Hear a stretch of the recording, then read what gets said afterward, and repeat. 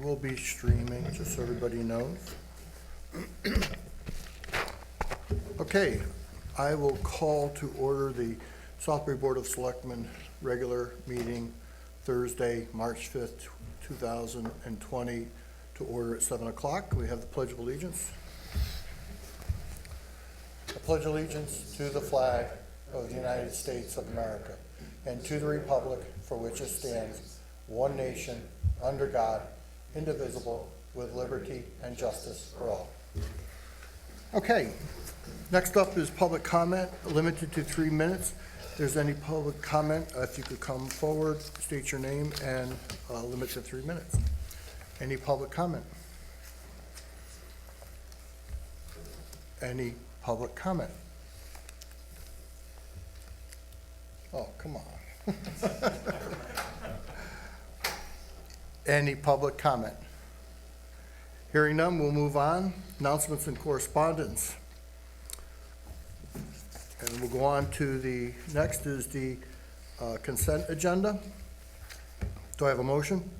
So moved. Second. Made and second. Any discussion on the consent agenda? I have a question on the Homeland Security Resolution. Just what, it just seems very broad. It doesn't seem to be specific as to any topic. I'm just curious what it's for, generally. It's, Betsy, can you explain you've been dealing with this? Purchase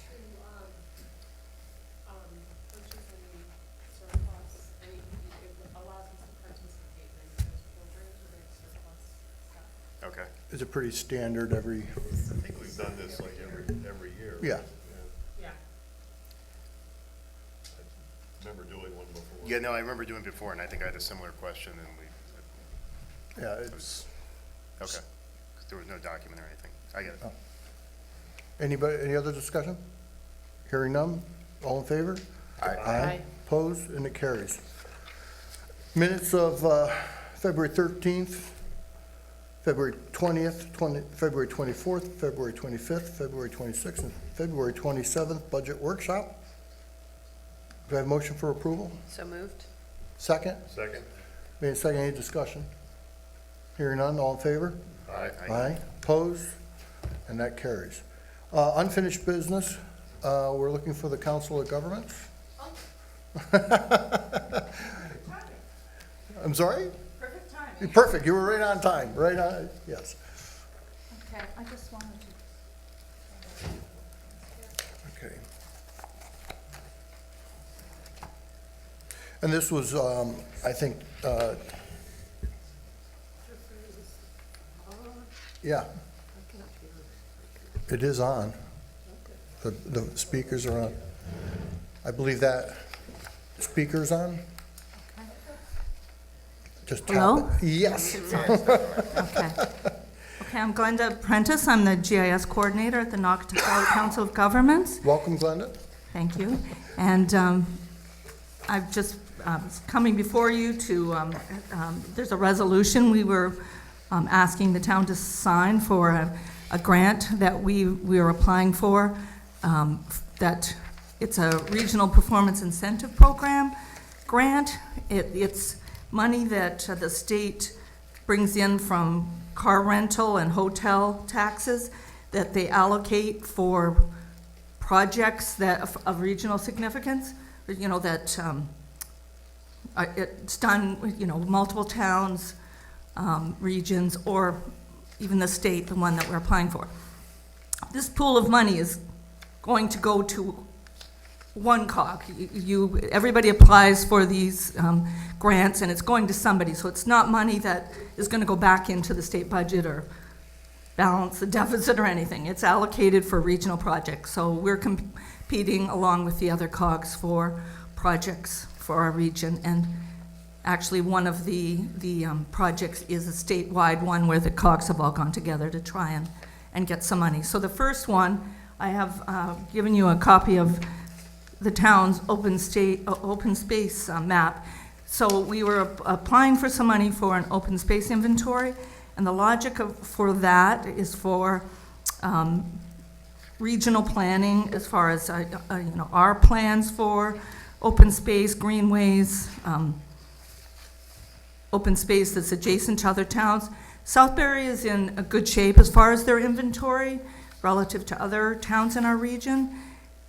I worked myself with Dolores and Nancy here to acquire a lot of that information, but some of our other towns in the region, and as First Selectman man will know, that what we work at the Council of Governments is regional things, so it isn't necessarily that this benefits your town as much as some other towns that are more in need of that information, but it would still help as far as your open space, some of the information on is it protected or not, what protections in place, what facilities are there, because we also have a viewer, an online viewer that we are working on that puts information out there about open space as far as free, what facilities are there, so that somebody wants to go out and play soccer or baseball, or where can they go in town. So that's information we would collect as part of that grant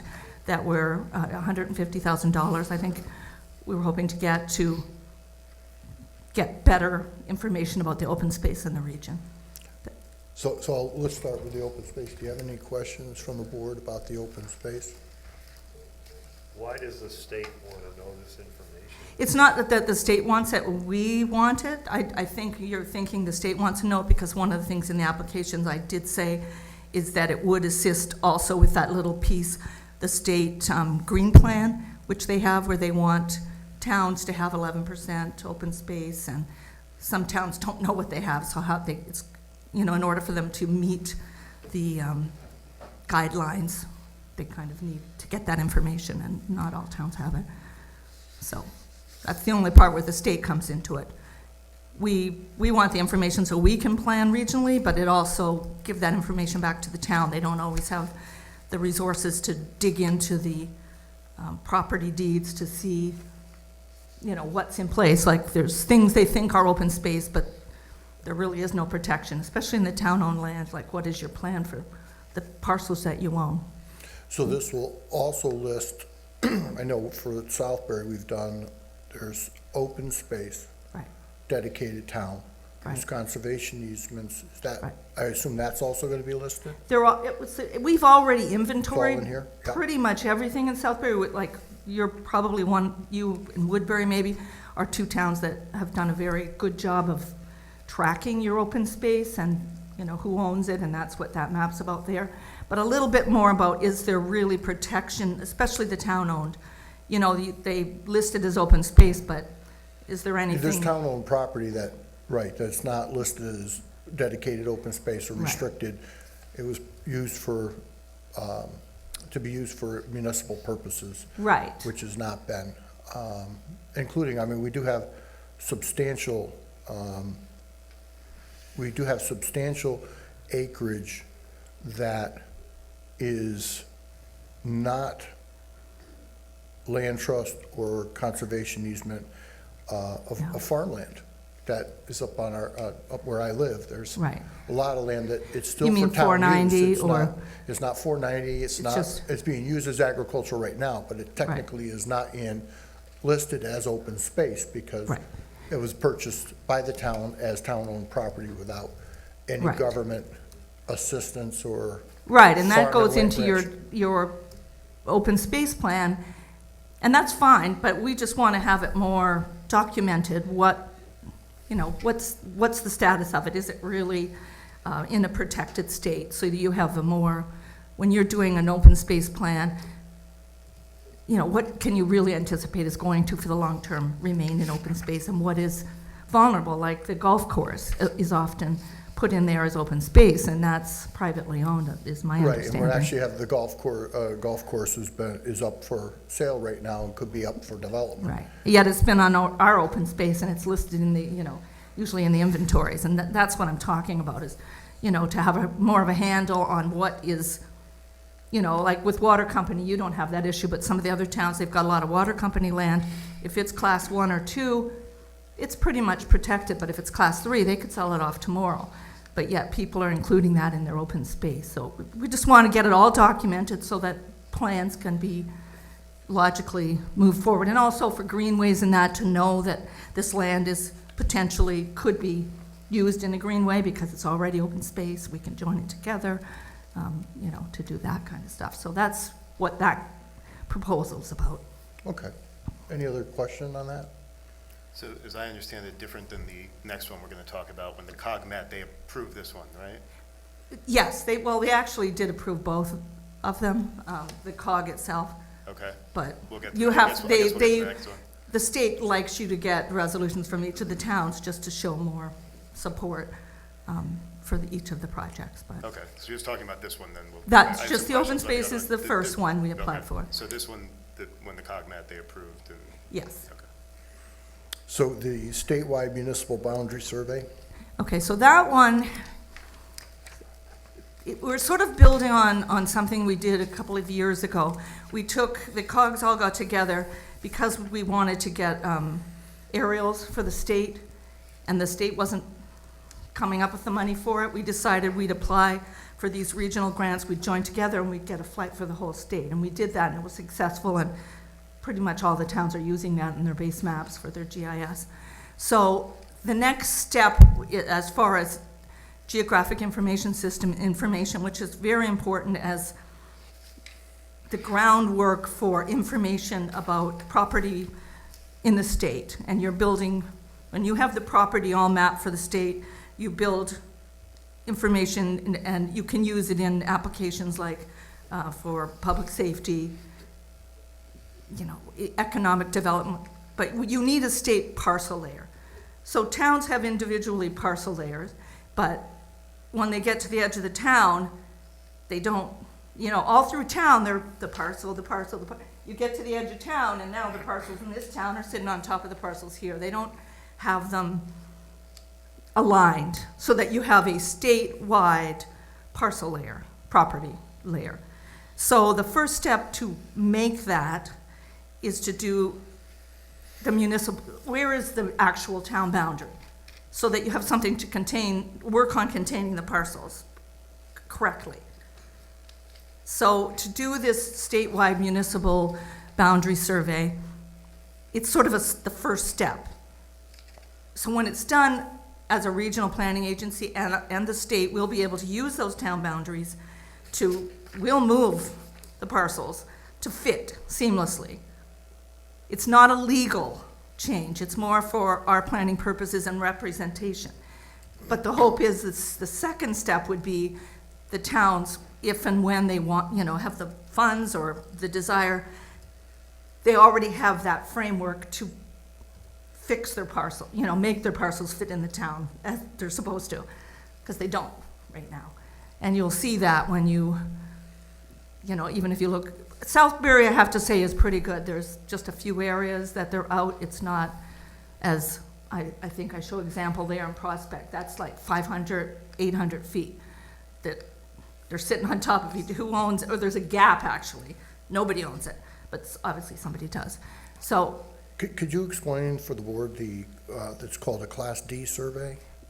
My understanding is that it's not, the level of accuracy is not where you're getting down to a legal, it's not like An A2, yeah. so to speak.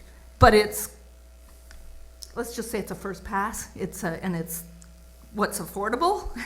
We couldn't do a Class A for the whole state, that would cost, millions. But this is still expensive. The 600,000, that's for the whole state, and that would, bring things up to a level. So this 600,000 is paid for and would do the whole state, not Right, it would be just divvied out to the the West COG has actually put the application in, because one of the COGs had to. But that would be divvied out and administered by each of the COGs, a certain amount. I'm not really sure how they would allocate it, but it would, This kind of money scares us small towns. I know, but it's the state, it's a state level, when So you it's the think state about it. level. It's, and it is a first step towards moving, it might seem a little technical, like what is this parcel layer, but it really is, think about it for your town, you have to document where things are, and then you're building on that. And once you have all the parcels seamlessly for the state, you can build information, you can put it into public safety online applications, where now there's issues. when things are not lining up between towns, to try and represent it and use applications that are taking addresses and where things are. It's, I never thought of that, but take it, yeah, for the addresses that are on there. yeah. Okay. Do we have any other questions of Glenda? So where is this money coming from? It's money that the state collects from hotel, my understanding is hotel taxes and car rental taxes. They put it into this pool. It's dedicated, and I want to, I'm not positive, but let's say I think there might be $3 million or something they're handing out. And what they do is the COGS put in applications for things that they think would be useful to use that money, regional projects that a town's not gonna do. I mean, you're not gonna spend the money to get your parcels to fit the town, or you're just not gonna realign. But two towns, you're actually saving half the money, because now you and the bordering town are working to get that right, that boundary right. So that money's going to, whether it goes to our COG, whether it goes to this, for the statewide project, or another COG to do an economic development, it's going somewhere. It's not going back to pay off the deficit, so. $3 million that the state's gonna just spend on something. On regional projects. It's going to the COGs, whether it goes to this COG I think or- some of the hotel tax, don't hold me to this, but I think some of the hotel tax that goes towards promoting tourism, it's been a big, I know, it doesn't have to do with this, but Yeah, I don't think it's it been a all big goes to this, but, bone of contention amongst hotels and tourism, or the tourism groups, that it's not coming to them to get. I know. I don't even know that there's a tourism department anymore. Yeah, I mean, It's- no, they sold the tax Yeah. based on that, and then Yeah. they took the tax, and Right.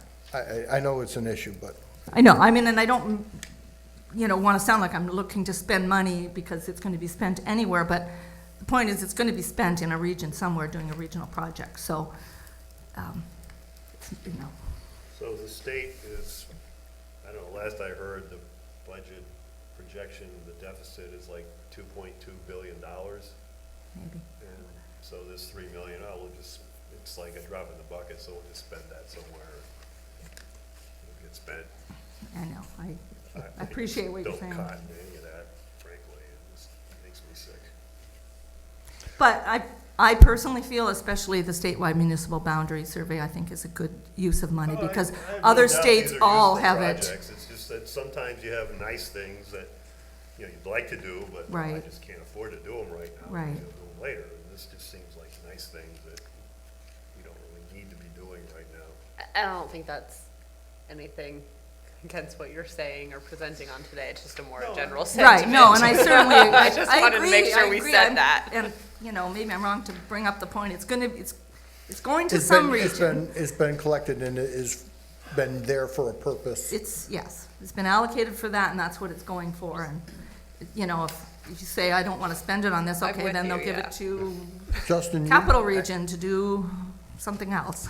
I mean, I don't know what input Justin would have he's into, Justin does real estate in town and deals with, Well, the GIS system is very heavily depended upon by people in residential and commercial real estate to know exactly what it is we're selling to people, what potential the property has. Sometimes you sell pieces that are in two towns, and you're taxed on that. I mean, these are minor, in most cases, discrepancies, but I would put forward another idea. This is work that is gonna get done at some point in time. Right now, we've got a regional group saying they're gonna do it. What if 10 years from now it's not done and the state says, you know what, you guys are gonna do it? Yeah. So I think it would be wiser to take the gift money, get it done. Because we all know when a project gets stalled for 5 or 10 years, it costs 50% more when you get to it. Mike? And I'd also make the case that this was money raised generally because it is from the hotel and car rental tax, not through a tax on Connecticut residents, primarily. The primary source of revenue for in the hotel and car rental taxes for people who don't live in the state, so it is not as much taking another tax on taxpayers that's going to be used to pay for something.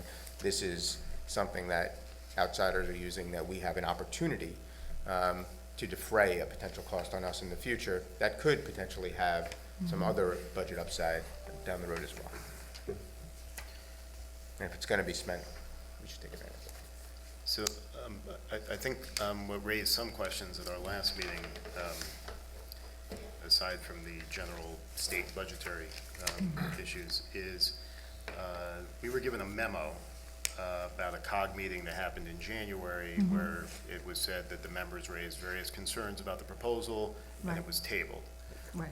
And I think you said earlier that it was approved, so I'm The, just, the, well, the where are open we? space one was approved at the first meeting, they tabled the second, the statewide project, and then we put it back on the table in February, and it passed. Oh, it did pass in February, Yes, so at that's the- new information, so in Okay, February. yeah, yes, sorry. How, did any towns vote against it in February? I think Southbury did. George voted against it. I think Southbury and, maybe I didn't Plymouth. vote on, I wasn't in the, I was at the January meeting, and there was no real vote taken on this. They Right, tabled it was Sounds just like there was a- tabled, you're it right. sounds like So there I was didn't a, vote any, I just voted to table it. it sounds like there was a There were a few February meeting. towns, I think, because it is kind of hard to understand, it's technical and the value of it is a little hard for me to really express. No, Jeff was Um, there. Yeah. But it is a basic, I think there's a lot of people in the COG had questions, and that's why it was tabled, because it, right. But at the February meeting, Jeff, were you there? the last meeting when this, When it I was think that voted was on. February, yes, You voted to approve it, voted to Okay. approve it. yes. okay, Oh. there were, there may have, actually, when I think about it, I think it was just Mayor Bob may have dissented. Mayor Bob, because uh, he's concerned about that overlay. Right, yes, because he's in Prospect, that's right. Yeah, he didn't want, and he lives in that area, yes. So I think he abstained, Yes, he did. and. Yes, I- he did. I don't know if there was anybody else who, at No. that point, when, didn't agree, but, So I think that rectifies some of the questions that at least I had from the memo that was Yeah. given to us, and so that's new information. The COG has met again and has approved it. I think Right. you've addressed some of the other concerns that were raised last time. The main question I had, which I think you addressed, was that this is, this isn't changing the boundary lines, it's more for planning, like you can use it down the road as a tool to help you refine your parcels, and that's really an ongoing process in most towns, like whenever I get the parcel updates, when you have the splits and the new subdivisions, I get the parcels and I can see they've shimmied the lines a little. So it's always, when they have new information, the consultant will work to improve, make them more accurate. And I don't think they're gonna go in and do the whole town without an extra cost, given that, now we have new town boundaries. They may ask for some money, but you don't have to do that. That's, if you choose to take that step, you can. So this is a statewide boundary GIS Yes. project, so it affects every COG, basically. Yes, it'll, So no COG, in theory, would be against doing it. right, because they're all getting a They'll be in the piece same of the boat. pie, so to speak. Any other questions? What happens if we, as a board here, decide not to approve this? I think it just, the proposal loses points. Loses point. I mean, they could still grant, if they think it's a valuable project, the state, as they're divvying it out, who gets what, if they think it's a valuable project, They, they, who's they? OPM, I'm trying to think of So his some name. bureaucrat at OPM decides, They get It's a valuable they get the project. proposals and they make a decision what they consider to be valid projects. And mean, not having the 50% of the- resolutions, just, you get one demerit point, or, however, you're Yeah. not getting the same points, because you're not showing as much support. Doesn't mean they're not still gonna do it. Mike? If, Yeah, and just to be clear, you were satisfied enough at the Yes. last meeting that you feel comfortable, and your position on this is that we should approve it. Yeah, the COG in general had some questions, that's why Yeah. they tabled it. And once the information came at the next You felt meeting, and you understand the reason for the overlay, right. Frankly, at that first meeting, I don't think we were prepared, because we just thought it would fly through. So the talk points, I oh, was they're a doing little- their job at the COG? So, yeah, No, I mean, frankly, yeah, there's not a rubber stamp by that group, and also bringing it here to the board, right.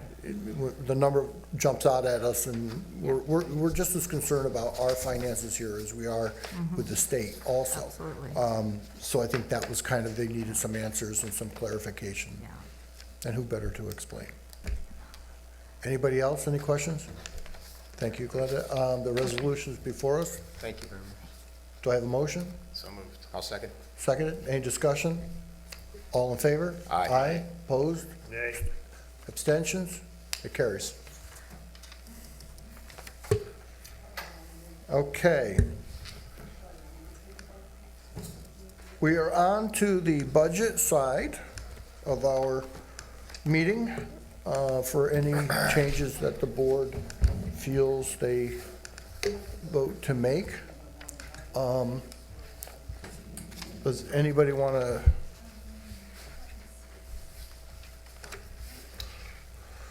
I brought forward the board budget, so I'll let you guys, you people.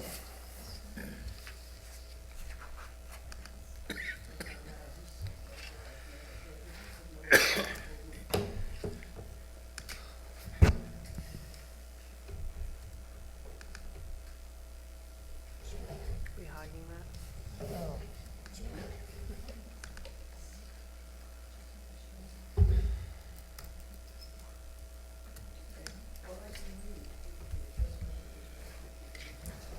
Okay.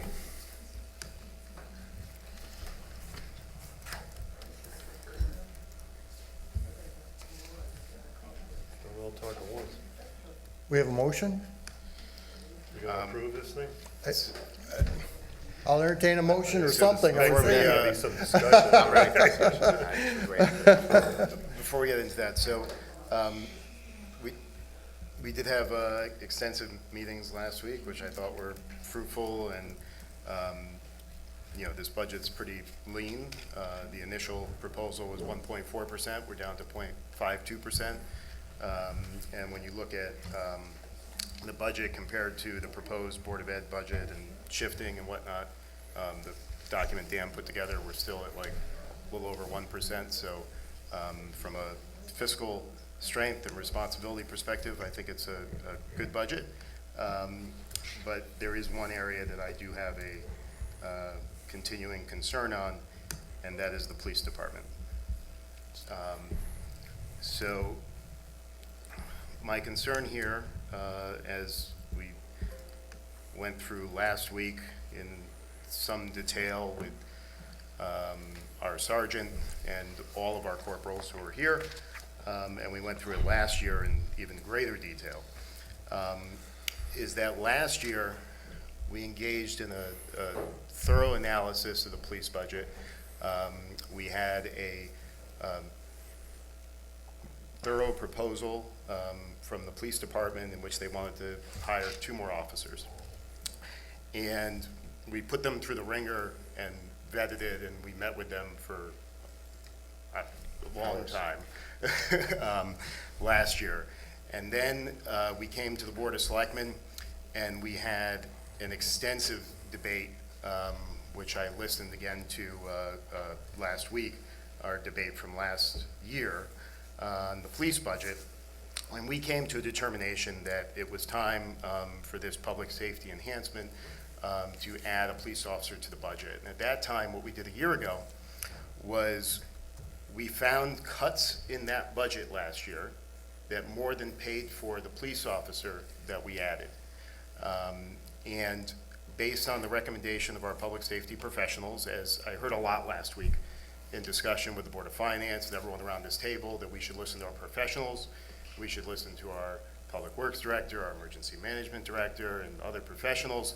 And it's still unclear to me why we don't want to listen to our public safety professionals. So last year, we added a police officer and brought it up to 24. They wanted 2, we didn't give them 2. We said, let's start slow, let's add 1, and let's bring it up to 24. And that's what we did last year.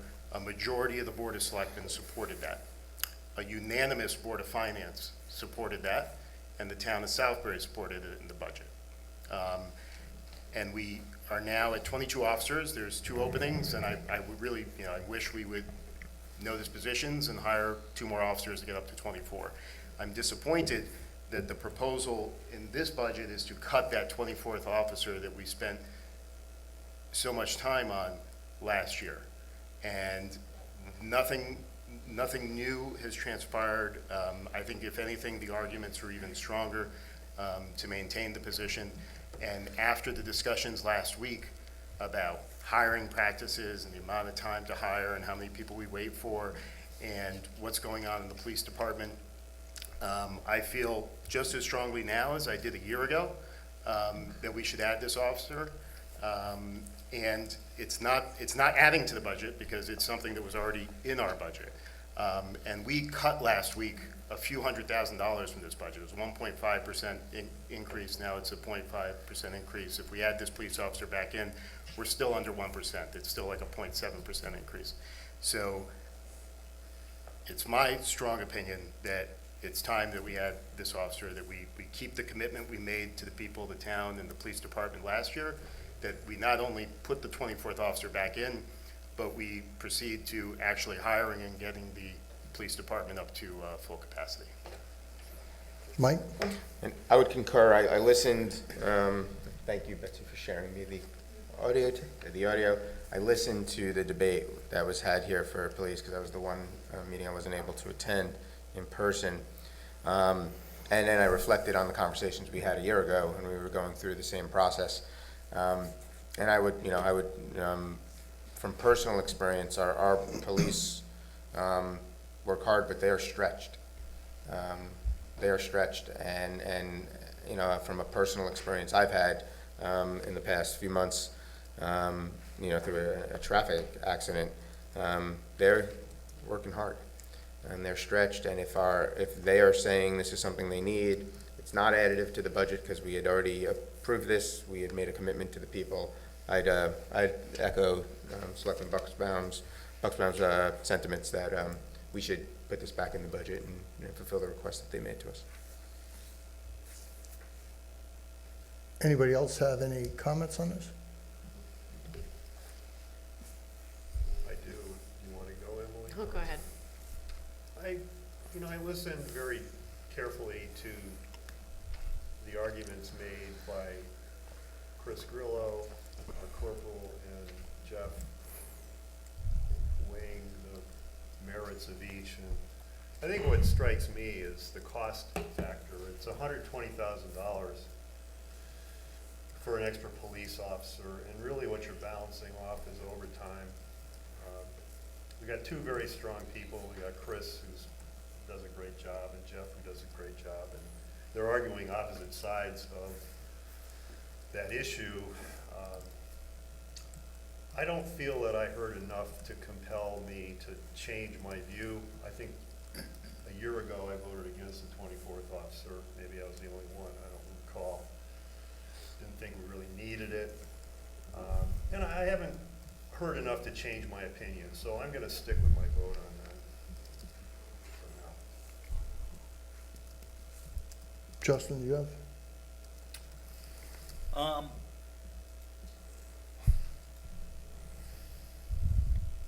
Generally, I think these budgets are really a reflection of priorities.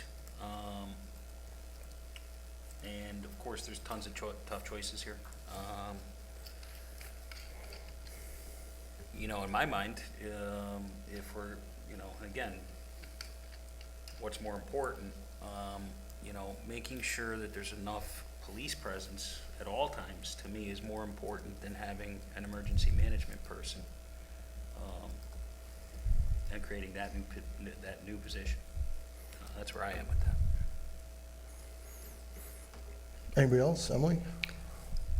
I think to Justin's point there, kind of building off of that in some essence, I think, yeah, there's a lot of departments, a lot of other departments and people looking for additional hires, for additional staff within their budget. There's always a growing need, but as George said, I haven't heard a resounding need for that 24th officer. And so until that kind of argument or position has been made more clear to me, I can't support adding that 24th person, and at this point, I think that there are other areas that have a little bit more of a compelling argument or need that has been made to us today. Jeff?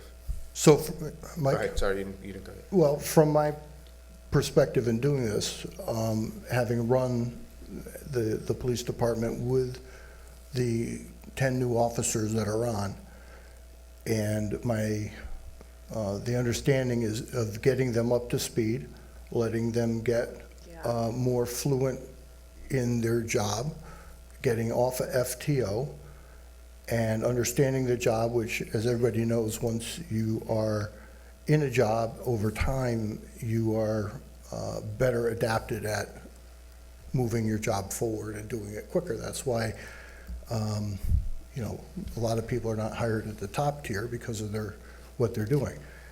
I also know that with the current number of police, we are able to cover all shifts. We're able to cover shifts. You'll always have the time or two where you will need to do the overtime because there's people out on comp, vacation from time to time, and that's just part of what happens in the police department. It's also not uncommon amongst police departments to have an ebb and flow on the total top line of number of police officers. The police departments use that. Many times, if you look at police departments, they will be below what their budgeted number is, and then it will come up, and then it will float down. And there's a number that you need to cover your shifts.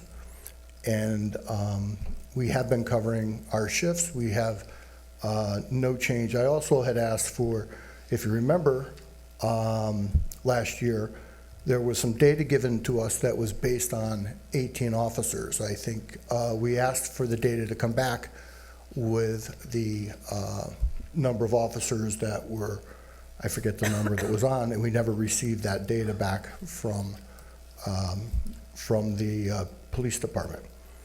So that's how I made the budgetary decision. And I've said once, I've said it again, we need to let this settle into place. We hired 10 new officers who have to get up to speed. They're doing a great job. As they become more independent with their work, because they're more seasoned, that should help with that. Mike? I just want to clarify for the public, especially, there's been some language used as we have this discussion that there doesn't seem to be a need to add a position. This is not adding a position. A year ago, the town, the people we represent, voted that they wanted this position, that they believe it is a worthwhile investment at the recommendation of the department and with the majority vote of that Board of Selectmen. This is not adding a position. In the decision we're making, we would be removing a position that the town voted and said they wanted and believed was a worthwhile investment. I think we are, we are being pound wise and penny foolish. Is that the saying, George? Penny wise and pound foolish. That one.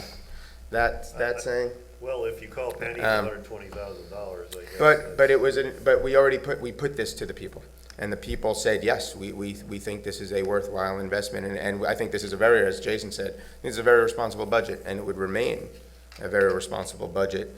And public safety is not one of the areas where you hedge your bets. And I do think that at the recommendation of the department, we should take their word, so. But I think the other, sorry. go ahead. And I think it's important to note too that this isn't just, sort of blindly following the department. And I had a discussion with someone about that before our budget discussion last year when, talking about, certain aspects of something like this, about, you don't want a situation where, a police officer comes in and says, oh, we need, 40 officers, right? And we say, well, we got to listen to our person and give them 40 officers. Like, we thoroughly vetted their proposal, and we didn't give them what they wanted. They've been asking for an extra police officer for for years, as far as I know, since since before I was on this board, I remember talking to corporals over there wanting, to beef up the police department. And they came to us with 2 positions, and we fully vetted it and said that we would give 1. And there were, and it wasn't only us that they convinced a unanimous Board of Finance. And, those guys really comb through this while we're doing it. And then they're gonna spend the next month combing through this even more. And a unanimous Board of Finance was good with it, and the public was good with it. Also, one of the ideas that was discussed, though what we added to the budget last year was an entry-level officer, but one of the ideas was discussed, once you got up to 24, was the possibility of potentially having a detective position and exploring that, and nothing's really been done over the past year in that regard to flesh it out. And I think that there's a clear benefit to that, and that's really what was discussed and what the benefit was. And this was never a dollars and cents issue last year. This was never a, we need to, we're going to hire an officer because we're going to save on overtime. Like, that was never the discussion. My comments 1 year ago, maybe to this day, were exactly the same. That's not why we're doing it. We're doing it for a public safety enhancement, for the betterment of our police department, betterment of our town. Our job, our primary function is the public health, safety, and welfare of the people of the town of Southbury. Our public safety professionals have made a case for this. To Emily's point, the reason why you may not have heard all of the details surrounding it is because that all occurred last year when this was at 24. What I haven't heard is the detail surrounding why we would cut the position from the budget, which is, as to Mike's point, that's what this is doing. This is cutting the position that we've already funded. So, I would just reiterate, I think we should add the 24th officer. Emily, you had something? Yeah, excuse me.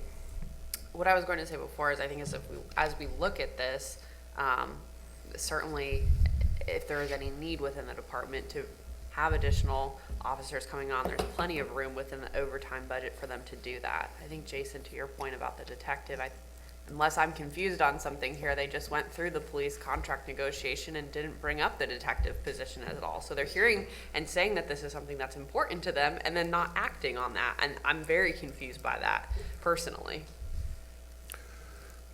Well, I don't have any crime statistics that show an increase in crime.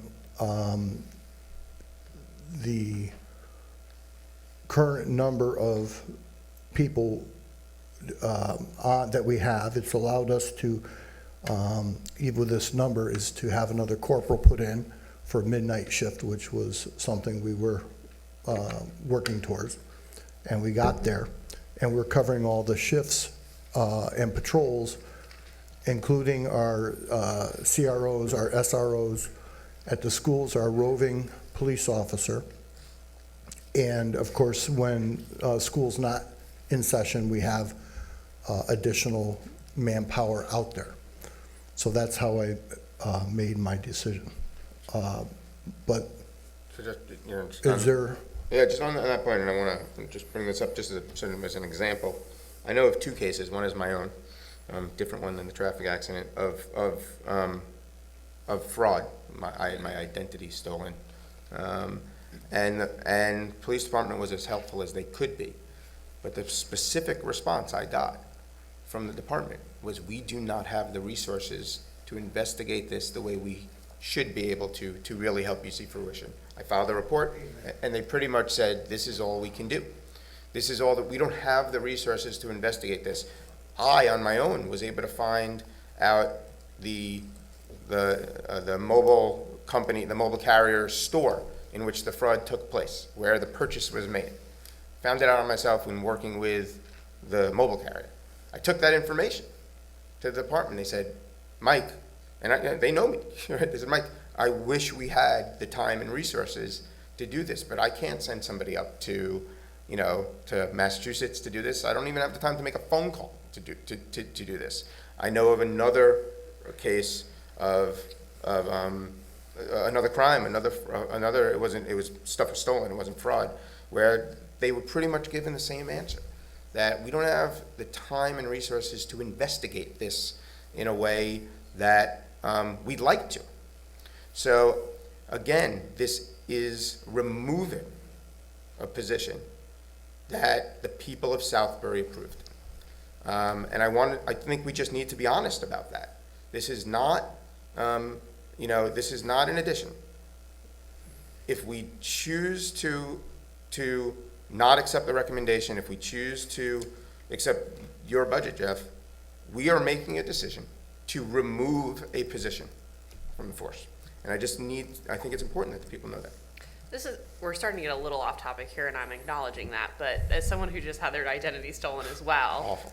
Yeah, it's awful, and I don't want to take away or, demean anybody in any sense who is going through this. It's terrible, but my understanding as well in talking to the department is this is not necessarily as much a resource issue for them as they're getting blocked from the companies from not providing that information. Their legal teams are stopping this. So when we talk about resources, is it truly the time being spent in it? Because that's not how it was explained to me. It's that they are not being allowed this information. So that's just my perspective, is just having been through it, within the last 30 days The amount or of so. identity theft going on these days, I don't know if we could ever hire enough Right. police officer coverage to do it all.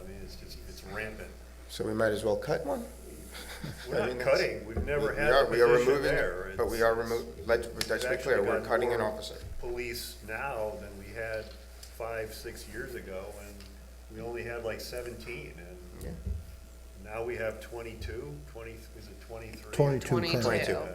Budgeted And for- half of that are all under 3 years. Yeah, This is they're a all like green, rookies practically. they're green force. They Yeah. need time to get their feet under them, and then, The other issue is it's difficult to hire one officer at a time.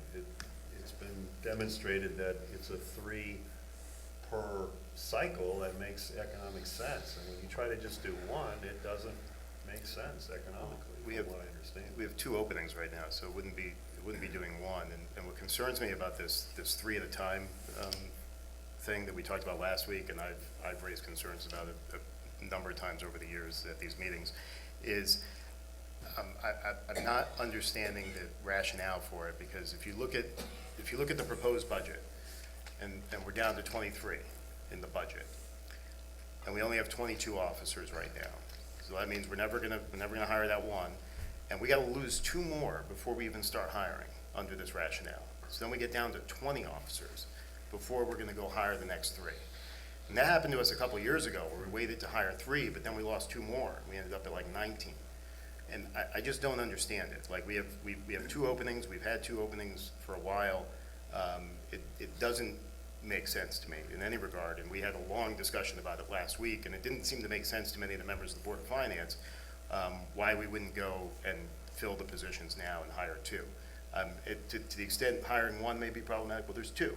We can hire 2, and I'm not understanding that rationale. Has anything changed since, I hear your reasons, Jeff, for why you didn't put it in here, and I understand where you're coming from, but those are the same reasons that were articulated a year ago when the board did put it in and the Board of Finance unanimously agreed. So has anything changed since then, between then and now, to make it, other than the same, I guess my point is the same reasons that were given then, and everyone, with the town voted to add the officer. Is anything different now than those things? We have the 10 officers on board in the last couple of years. We're covering our shifts. We're covering the town. I do not see any increase in crime statistics.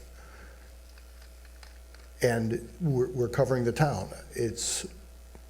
I don't see any need for that extra officer. Hey, Dan, and maybe, I don't know if you can answer this off the top of your head. If this was kept in, right, and we didn't cut it, right now we're at a 0.52% total increase, yet in the education, we know it goes up a little bit, but what would it be? I want the people to just have a sense, and I'd like to know, adding in roughly, what would that be?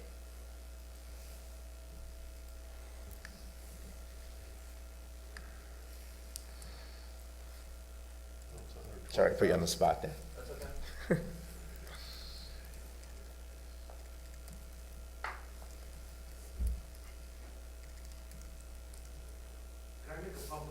No. No.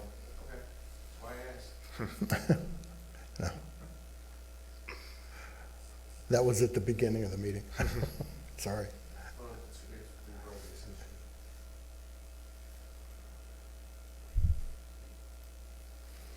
Should I play the Jeopardy music?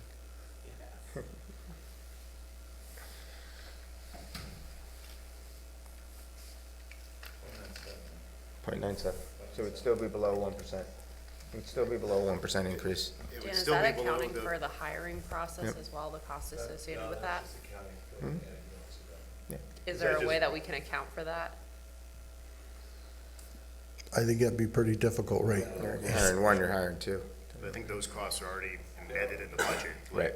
We hire. Dan's saying they're not. But you want to hire two. No, I'm not talking about embedded in the police budget. I'm talking like, if two officers retired tomorrow, we would be able to go out and hire officers without supplemental appropriation. Is that a fair statement? Yes. Okay, so the hiring costs are embedded in our budget. 0.97% is also less than the 1.4% of the original recommendation to our board by the first selectman. And 1.4%, I think when we all saw that, we all thought that that was a good, responsible budget, and we're gonna do our best to do better, and we did, and we got down to 0.52%. But 0.97% is still a 0.5% less than where we started when the budget process started. Okay. Anything else?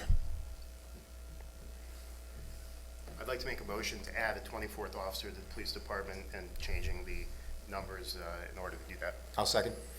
Made and seconded, any discussion? All in favor? Aye. Aye. Opposed? No. Nay. Nay. It doesn't pass.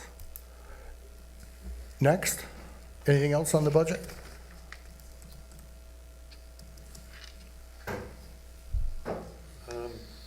Suggesting that we remove the extra part-time help that was added to the transfer station.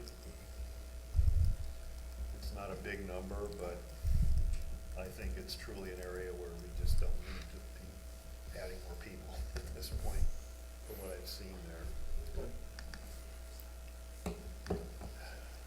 Take a look at that. Did we add that? I think that didn't get taken out, did it, Dan? Is that the solid waste one? There we go. I mean, I spend a fair amount of time there, and mostly what I see is people that are not doing much, they're hanging out in the shed. And I don't think we need to be adding more people to that area.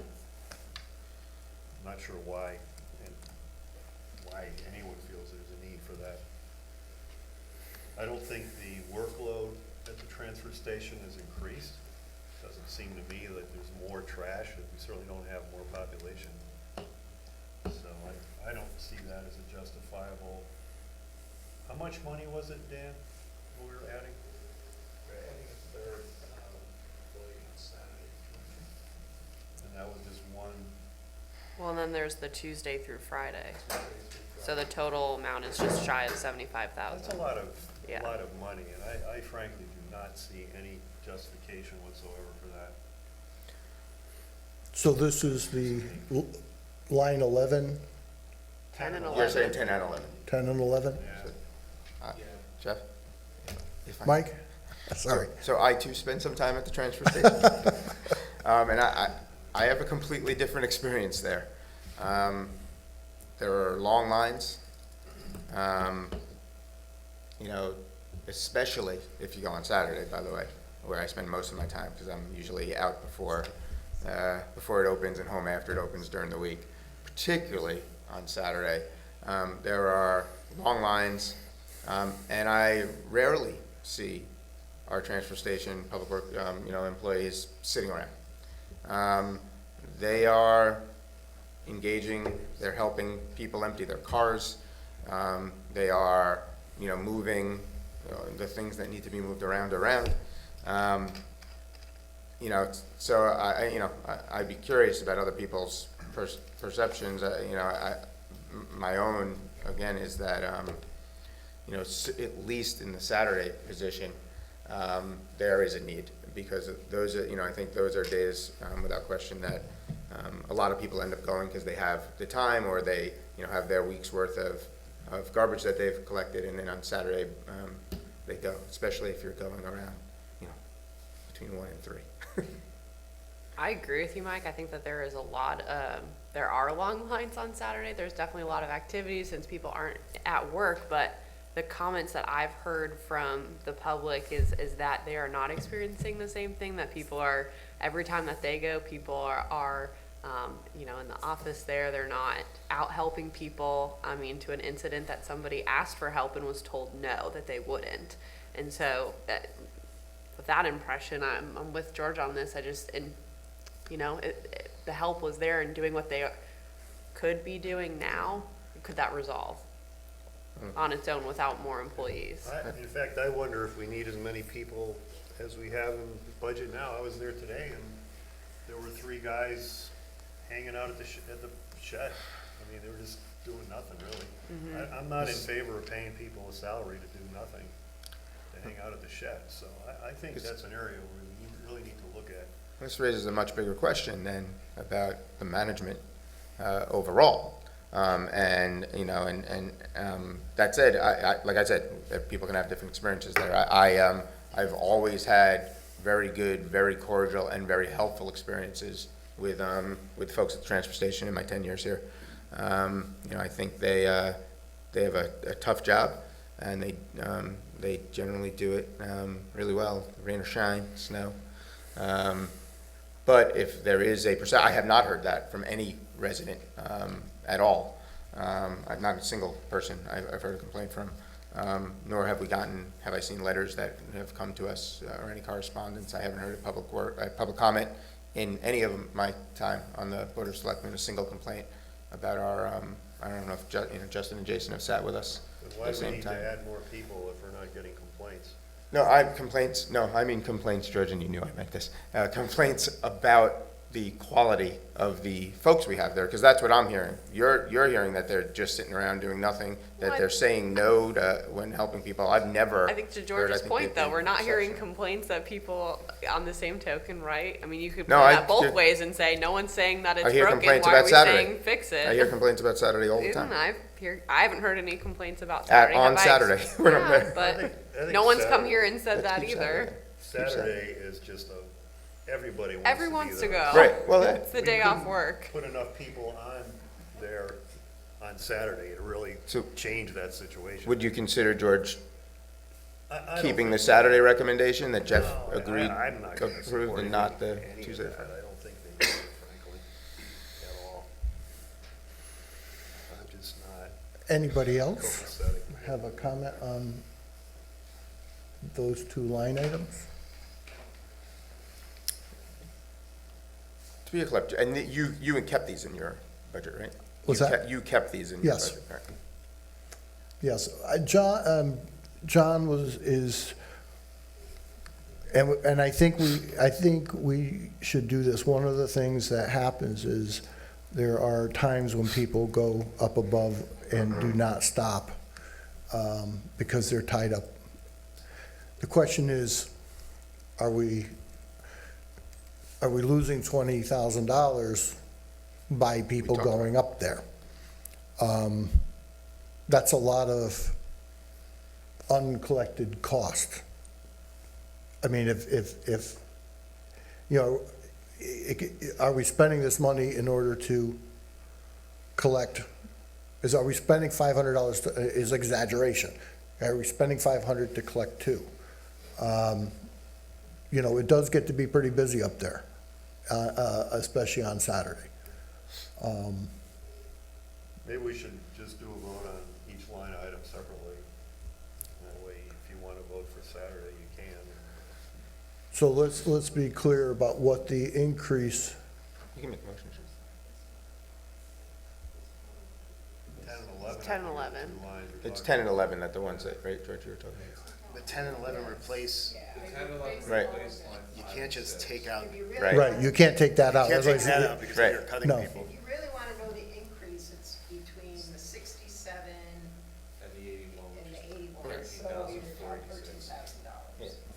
That's what we're talking about. Yep.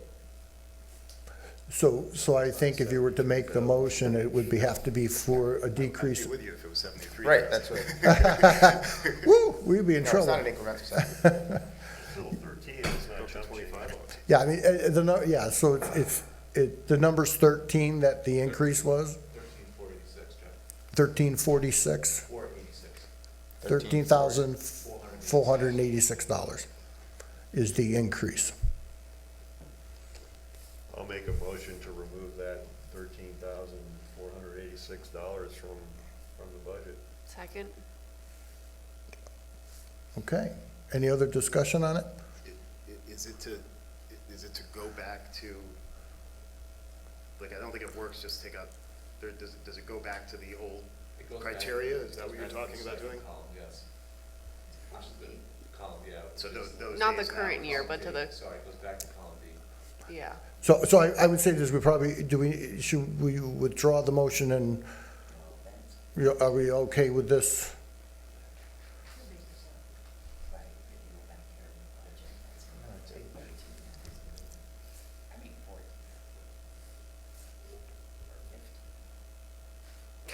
No, it's really H is the actual. It'd be Yeah, do the it'd be formula. 13 and change more than, 15,400. but the actual is what? So the increase is 15,000, But the, But you can't do that because you've got Right. to change in salary. and you have a change in You have to salary. go gotta do back, the you base. have to go back to H. You gotta go to H. You have to go to, You have to go to the actual. it's 13,486. It's 13,486. So we're fine. So so the motion is, I'll would be, withdraw the is- motion and we'll refine it, I guess, to some other, so what are we saying? It would be. no, your H motion was fine. Your motion was fine. Your motion was fine. is fine. Yeah. Oh, okay. Good motion. Disregard the withdrawal. I just want to be clear because, Ugh. right, okay. So can we read back the motion? The motion is, Made a motion to remove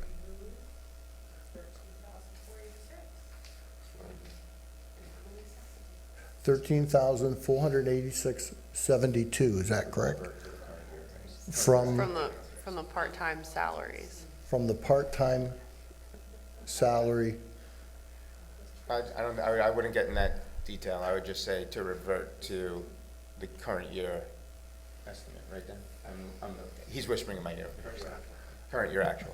But I okay. think we do need to clarify that it's to this specific part and not to any other part of the budget. So it's to the part-time transfer station budget. Okay, motion's been made and seconded. Any further discussion on that? I'm not sure did this come up with John last week? I think briefly, it was just like a question, oh, what are you doing at the transfer station? But It wasn't a deep discussion. We talked a little bit about the revenue collection, and Yeah, we did talk a little bit. It was 3 minutes. It wasn't a long debate. my only concern is he's not here to sort of articulate his case. Where, I mean, it was in your budget, so where are you on this? I know it's Put this to us. It's hard up there on certain days, and I think the Saturday piece of this, I definitely, I would support that end of it. I've supported both of them, obviously. It is a matter, there is some management needed up there, there's no question. We will get to those things in due time. But I have heard, yes, there's been people who have been up there and have not been helped. And, and there's been times when you can go up there and they're all over the place working, and there's people going up to, up above to dump things that they're not supposed to. I think it's difficult to keep training the public of what they're not supposed to do when they go up there. And they just, I mean, it's their transfer station, so to speak, so everybody thinks that that's, means that they can do it. So this 13,000 is not gonna move the needle much. And that transfer station does get busy. So, I would say I would support leaving this in the budget and let them, and then we'll take a look, at this rate, we'll take a look at it next year, and see how that's doing up there. Any other discussion? I'll call the vote. All in favor? Aye. In favor of what? In favor Of of? the cut, that's your Favor of your motion. motion. Your motion. I'll say yes. George, you're why we're here. I'm half asleep right now. I'll say aye. Okay. Opposed? Nay. Nay. So it does not carry. Okay. I have one more area that I'd like to bring up, and Dan may have to help me out with this. I know we had some discussion on Community House Park and needing to resurface or put some, what? The tennis courts. The tennis courts and the basketball court, and I know that I'd asked you, did that get moved and we're putting funding in for it somewhere? Where is that in the budget?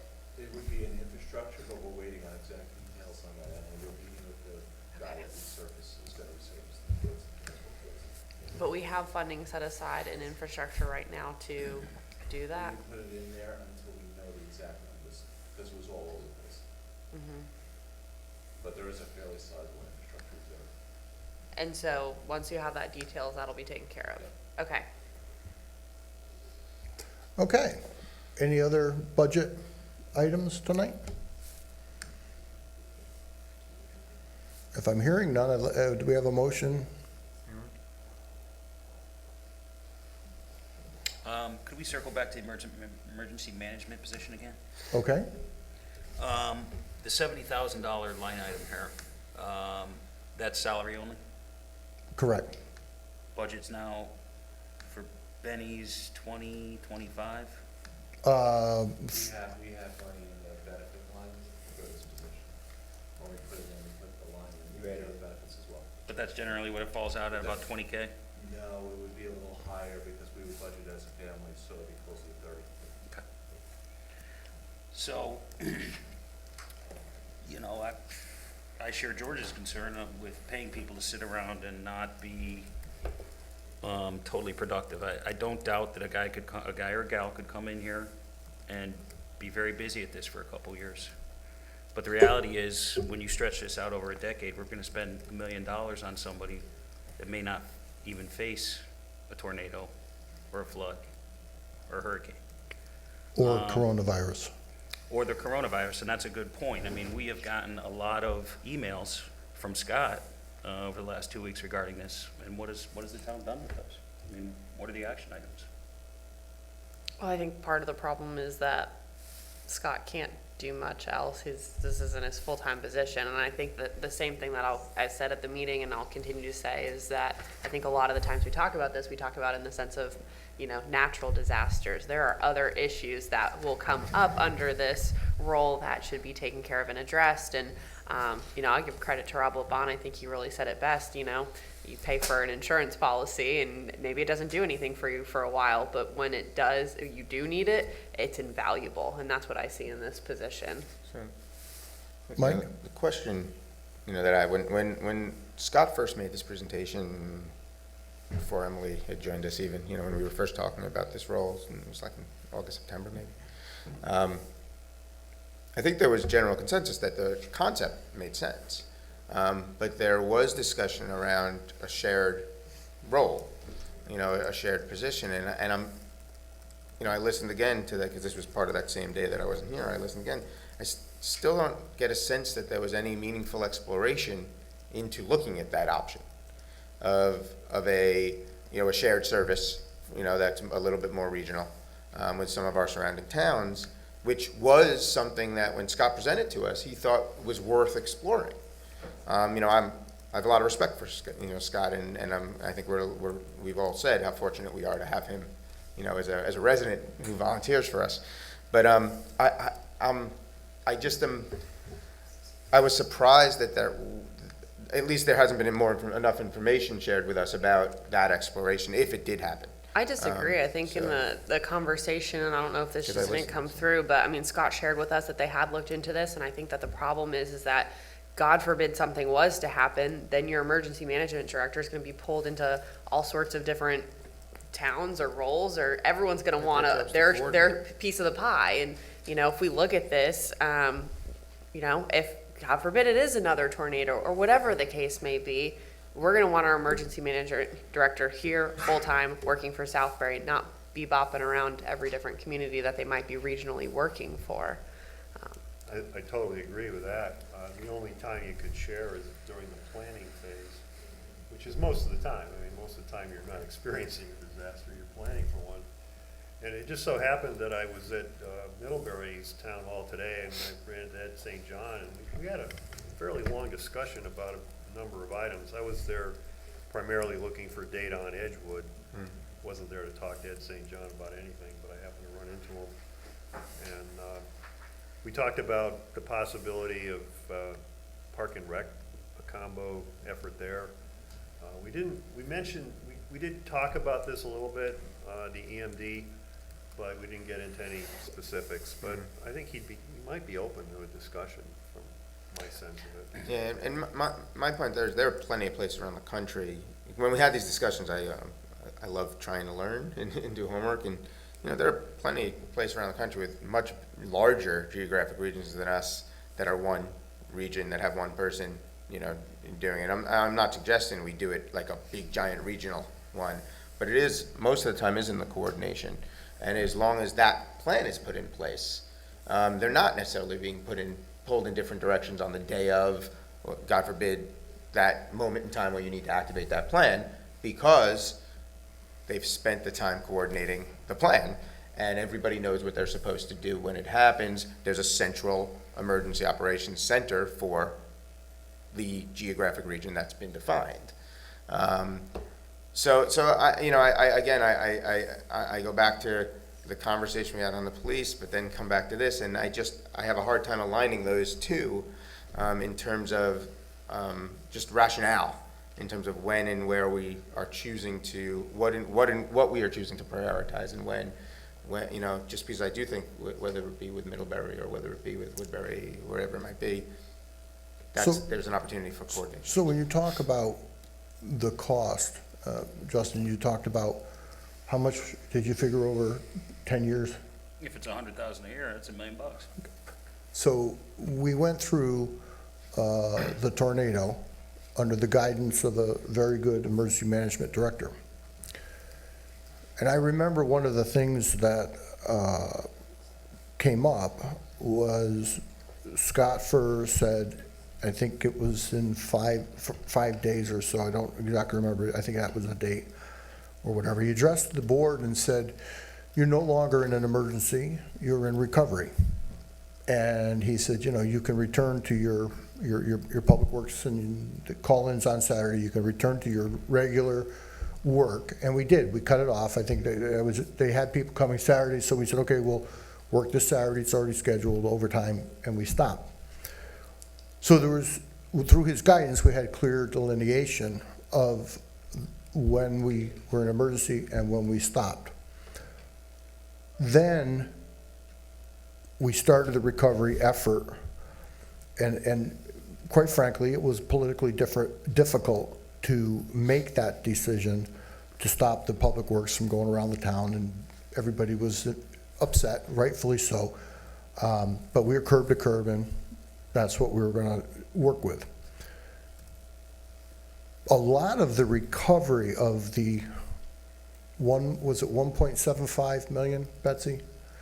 We recovered 1.75 million because we did what we did at the right time under his direction. We documented every piece of paper, every data point. there are still towns, and I believe Newtown, it was expressed to me that Newtown has not recovered their money.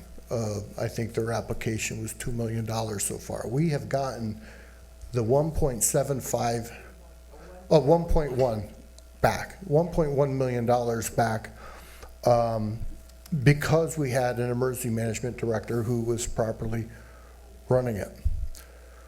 If you look at it from that standpoint, the recovery of that much money is covering this position for 10 years. You also look at the planning that Scott's been doing so far with the schools and what I have been seeing and with the nursing homes and now the coronavirus as this moves forward. You know, it's you don't see it directly. So that's how I came to the decision of a full-time, and it's very difficult to get part-time. I see no movement towards regionalization or a COG-related full-time emergency management director, because I don't know even full-time to do all the COG groups would be very difficult. Yeah, I think you sort of are making the point, in my opinion, just because Scott did this not as a full-time employee. He has a full-time job in the private sector. That was, he did all this, and he's been tremendous, and helped us with planning and helped, and not only helped us get through the tornado, but has helped us with a lot of other things in terms of planning. He did this on a part-time basis.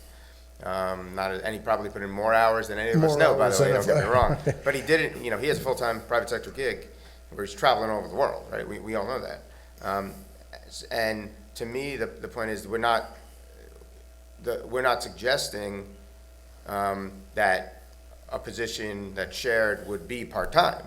What we're suggesting is that it would be a coordinated shared person who's full-time, so we're sharing the cost of $100,000 or whatever it may be, over the period rather than on an annual basis, rather than incurring ourselves. But But I Cindy, think you Scott have- made that point when he talked last week, and he was,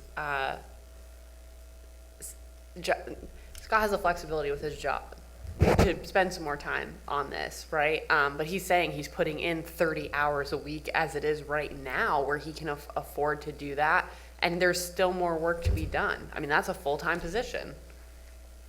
Well, he said 5 to 30 hours a week.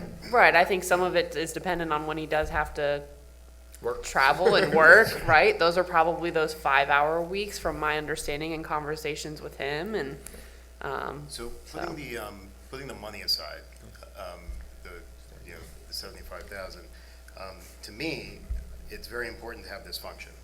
I've advocated since the day Barry was no longer the emergency management director.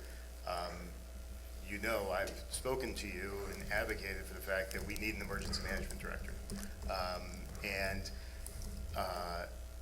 Last year, when these discussions were happening, I said repeatedly, we need to hire a part-time emergency management director right now, so that we at least have something in place to build upon. So that's where I put the money discussion aside. I come from the place that this is an important function we need it. I have a concern when you talk about a full-time position because of the point. One of the arguments for the full-time position that I heard from Scott, and I asked him about this at the meeting, was that he's a volunteer. If he was doing his other job when the tornado hit, we wouldn't have had anybody here. And that's exactly true if you just have one full-time position running your emergency management department. If that guy's on vacation or something else or ill or, stuck or whatever, you don't have anybody. So that concern, forget about the dollars, is a concern to me where I think, you need more of a structure. So when you talk about a shared position with other towns, like I would envision, like shared on the planning side, and that's something we talked about like 6-7 months ago, George, and I had expected some more analysis and looking into that. But on top of that, also taking like the fire marshal and making and merging positions like it was before, adding, you know, as John Michaels asked about at our meeting last week, you know, I just mentioned fire marshal, some position in town adding duties, extra duties, so you have more people involved in the function on a part-time, limited basis that are doing specific tasks. And when an emergency hits, everybody's full-time, okay? You know, the week of the tornado, you know, it doesn't matter if your job is 5 hours a week, or like, you're full-time, and you're gonna be getting paid for full-time and whatnot during that time period.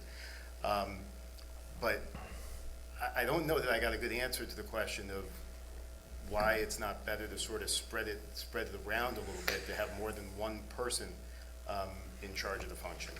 So what Scott Furr had talked about, that most of this job, that emergency management director is the planning, to plans, and execution. And that there should be people who, like a fire marshal, like a volunteer, or people who can run the emergency management, should that person not be in town on vacation or out sick during that emergency. That there should be, what we've learned is the staffing that day of the EOC, I don't want to say it's secondary to the plan. Once, you know, the plans are the tabletop exercises that Scott's been doing with the schools, and working with the region, and working with the nursing homes, and working with the health department. And there's a lot of plans that, you know, and from time, they've got to be updated from time to time. The problem, again, with the discussion about the fire marshal, should there be an emergency, is that the fire marshal has duties that they have to tend to during that emergency. The same discussion of when a police officer was to be a emergency management director. During that emergency, the police officer has duties that have to be performed because you're looking for everybody to be working. That is what I recall the discussion with Scott. Mike? But, you know, the opportunity could potentially lie in having two people, if we're sharing this. Where you can have a director, and you can have an assistant or an associate director at a lower cost, and they're coordinating their schedules, and they're working together on developing a plan, and they're never taking a vacation or getting sick at the same time. I think that, and if you're sharing it, you can be responsible with your budget, and have the kind of coverage that begins putting in a more meaningful infrastructure for this role. Because I think you're right. I think we all agreed back in 7 months ago that we wanted to fill this. Scott gave a really good presentation. We talked about getting someone in immediately, sort of the stopgap, and then as we got into budget season. But during that was the time we also talked about this idea, and I just don't think there hasn't been much else presented to us to show that that what are the options that were looked at. But and I share Jason's concern about this. We got lucky Scott was in town. We did, because you do need, and it is in the planning, I think a big part of that is planning, but you still also need someone on point. And you need someone who's, conducting the orchestra when that happens, and that's important. And the plan helps if that person's not there, because that's part of the contingency. What if I'm out of town? But I think that there's a better way, frankly, to use our taxpayer money to provide a better level of potential service in the worst case scenario that our town potentially face. Cindy, you had input to this? So, I think since the time you had your last meetings and now, it might be important is COG is starting to put the regional share, to your point, services back together as a committee. I attended on behalf of the town. And one of the topics that came up, and it was multiple positions, not just this one, where they're finding that's more successful is one town, and in this case, we would advocate, or because it's in the budget, that we would hire the emergency management director. There's other positions that it's working successfully. And then what happens is other towns who can use something, and in this case, it would be to develop their plans because other people are volunteers, that we recoup part of that cost by sharing it and sort of sending it out. So, and I think, George, that you went to a meeting that they sort of advocated the same, right? Yeah, I spoke And- with and so I the Region think, 5 director. Anyhow, that's what they said. They're doing it with other towns, with building inspectors and planning, and that the larger town is able to hire the person. They're not, they're trying to make it work where they hire a parcel out on a regional basis, but they're finding what's more successful right now is one town take the lead, and then they're able to share those services So, with so other towns. more coordinated shared services than actual traditional shared services in Right. some ways.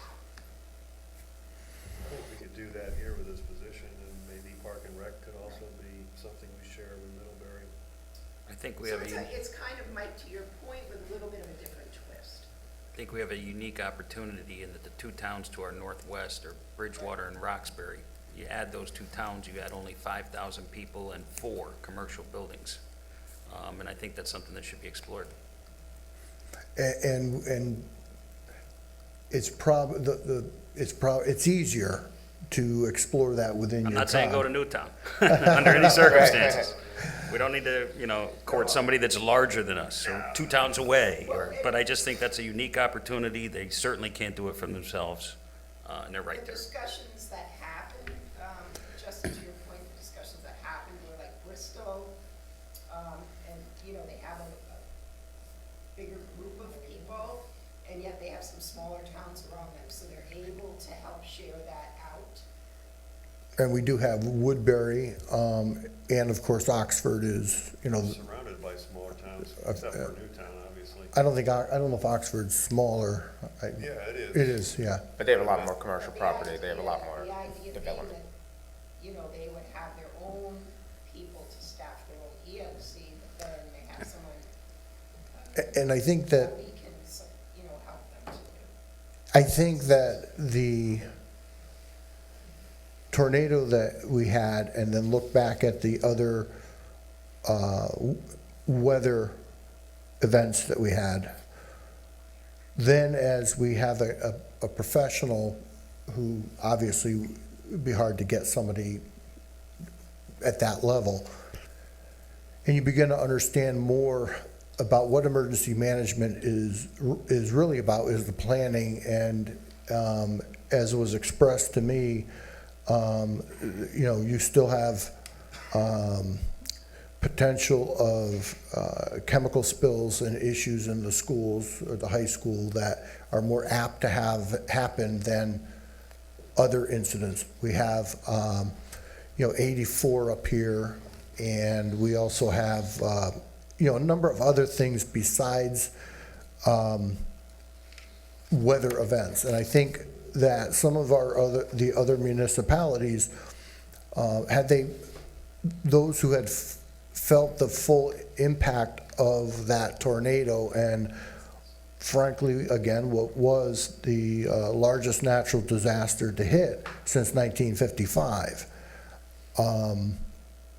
If they had experienced that, some of these, I sadly think a lot of municipalities, and I'm not saying ours, but I think some municipalities look at this not as important as they might think.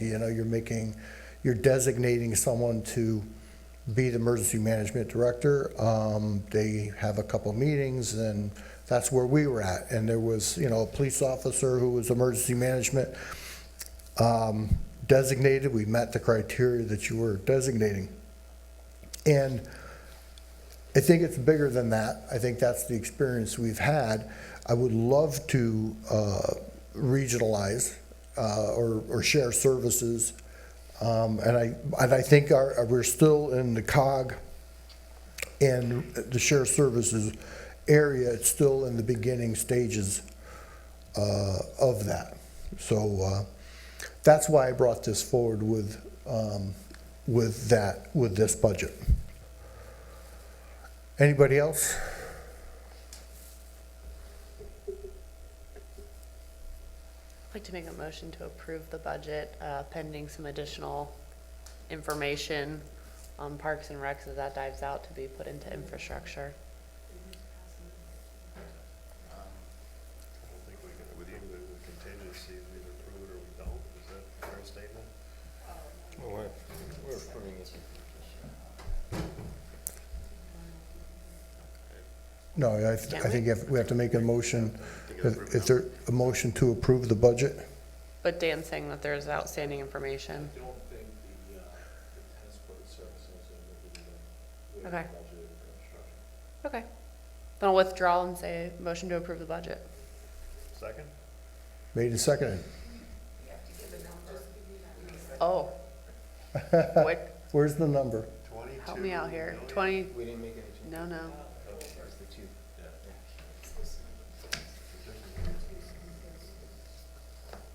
No, not that one.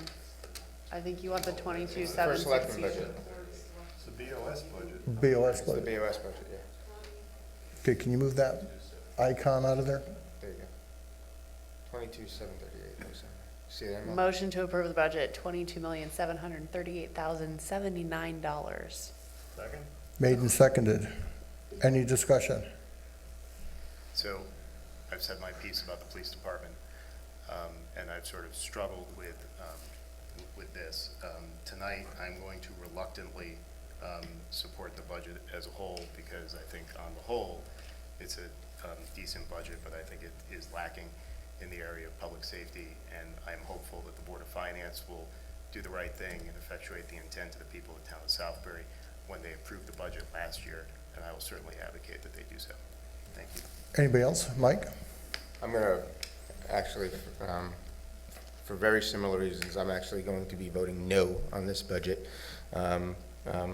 with the hope that the Board of Finance corrects what I think are really important flaws when it comes to public safety, and that they return back to the budget what the town approved a year ago, and what was their desire for a fully staffed 24-person police department.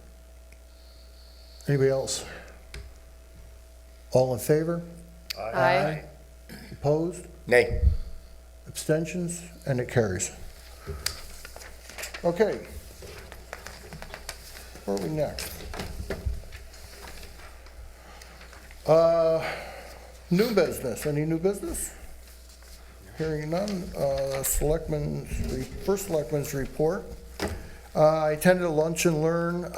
Justin, you were there. I think well received. Very well received. It was very educational. And there was a lot of folks that we would all recognize that were there too. What was this about? Is this the How to start a business and get Small business financing financing, for a small business. Yeah. So Rob Laban was there. And he discussed about his process and I think they closed today on the storehouse, which is now Southbury's Storage. Congratulations.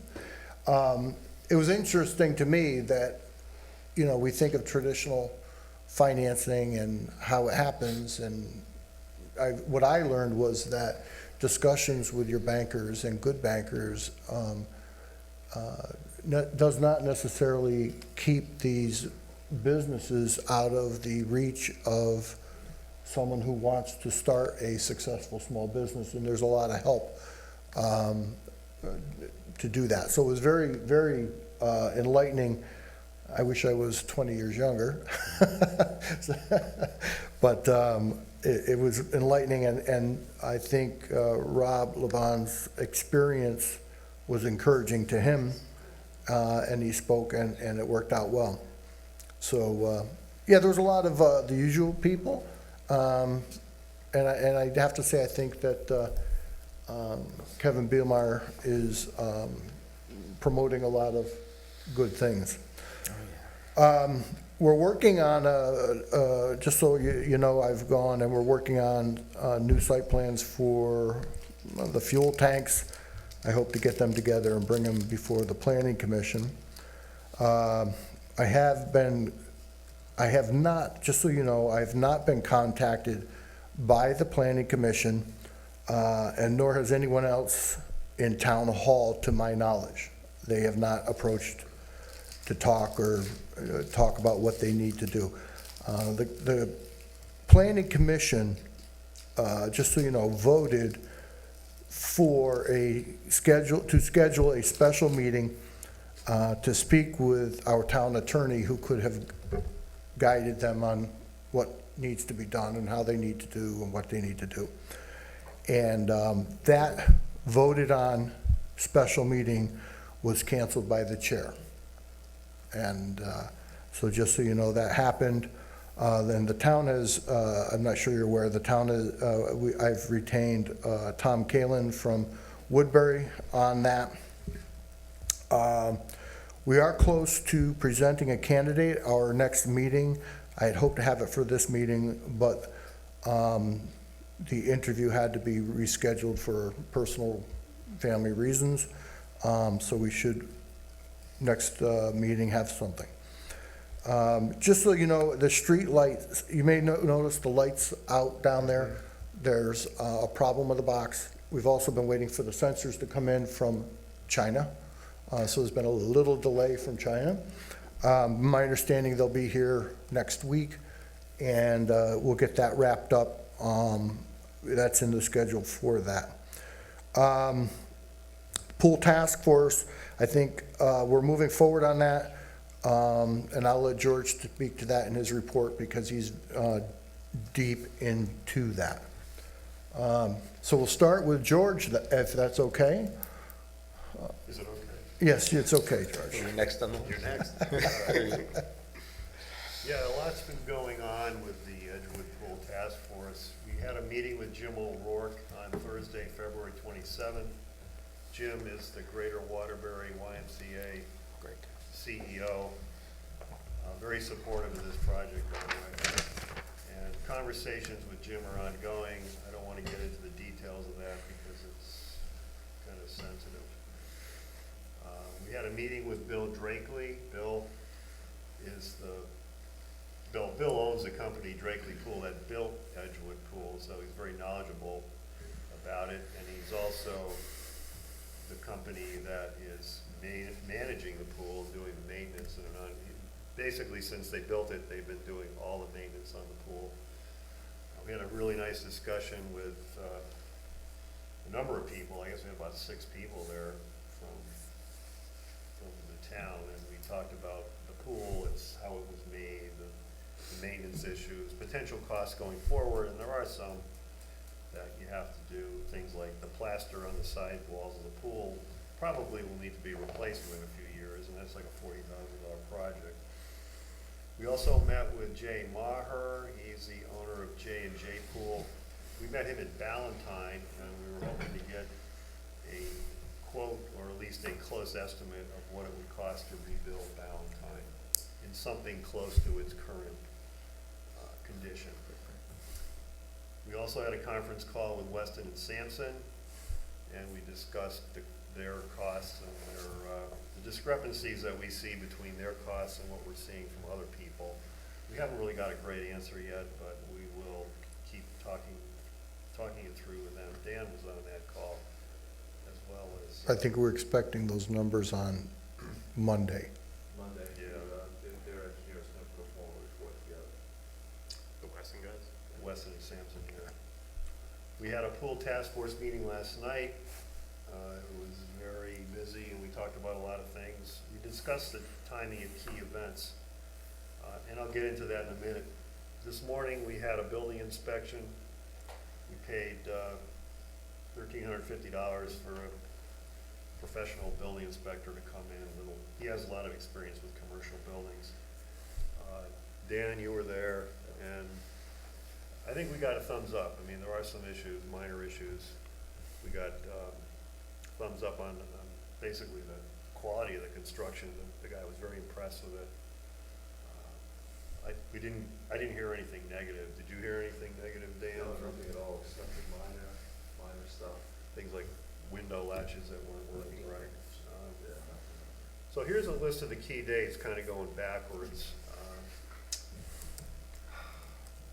May 6th is a referendum, and I'm assuming this is going to go to referendum, not a town meeting. If anybody has a different opinion, free to express that. April 6th, we're going to need wording for the referendum. We might be able to slide that a few days, but from what I understand, they need about a month to get the ballots printed up.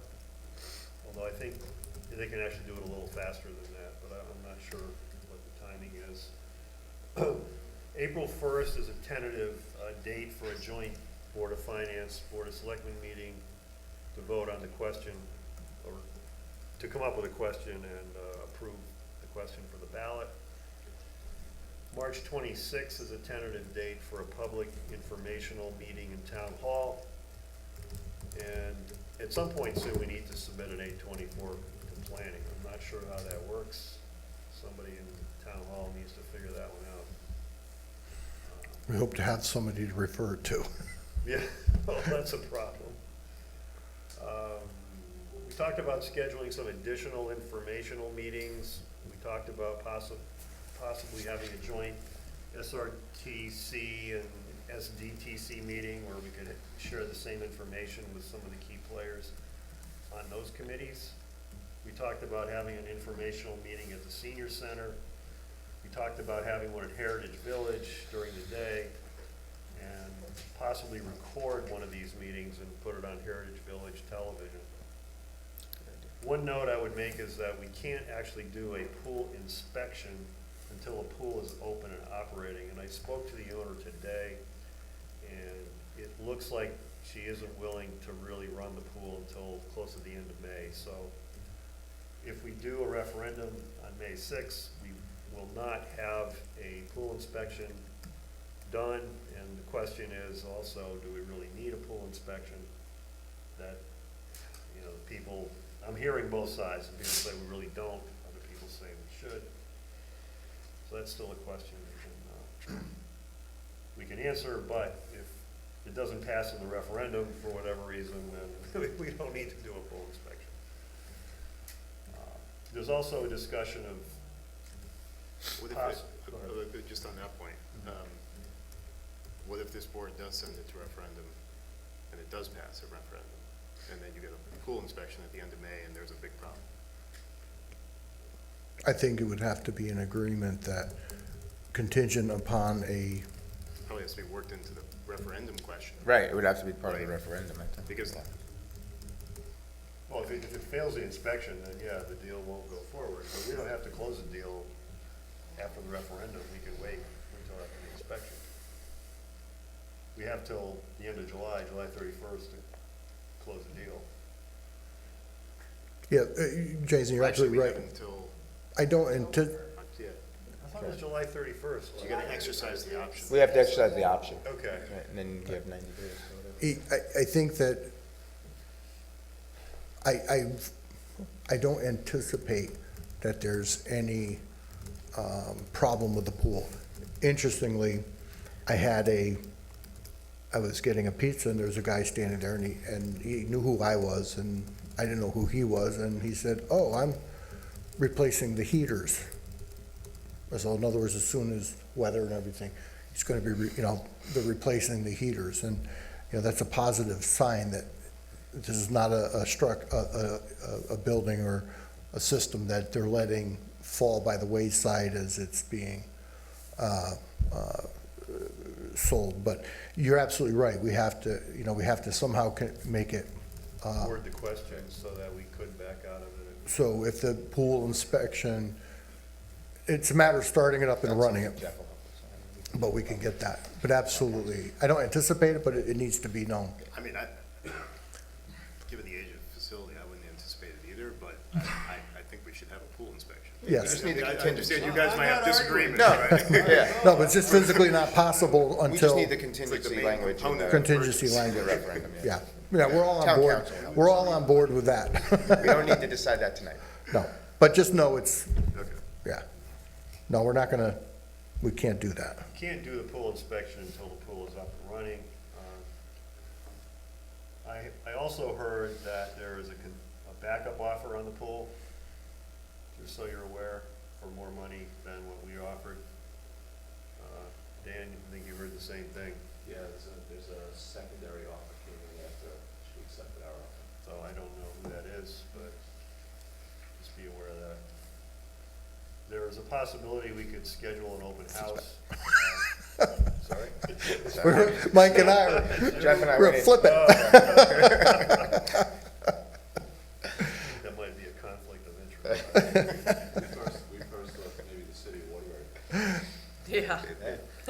That was mentioned by Mayor O'Leary. I think we should have bought that. No, it could be, it could well be. It'd be cheaper for them too. So I'm also trying to schedule some kind of an open house for Southbury residents to tour the facility.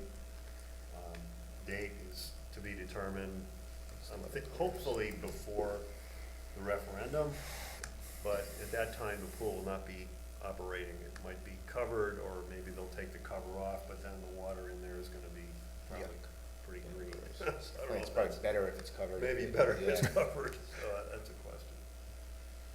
So that's it for what's happening on Edgewood. I mean, we could talk about more things if you like, but, any questions on that? I do want to let the board know that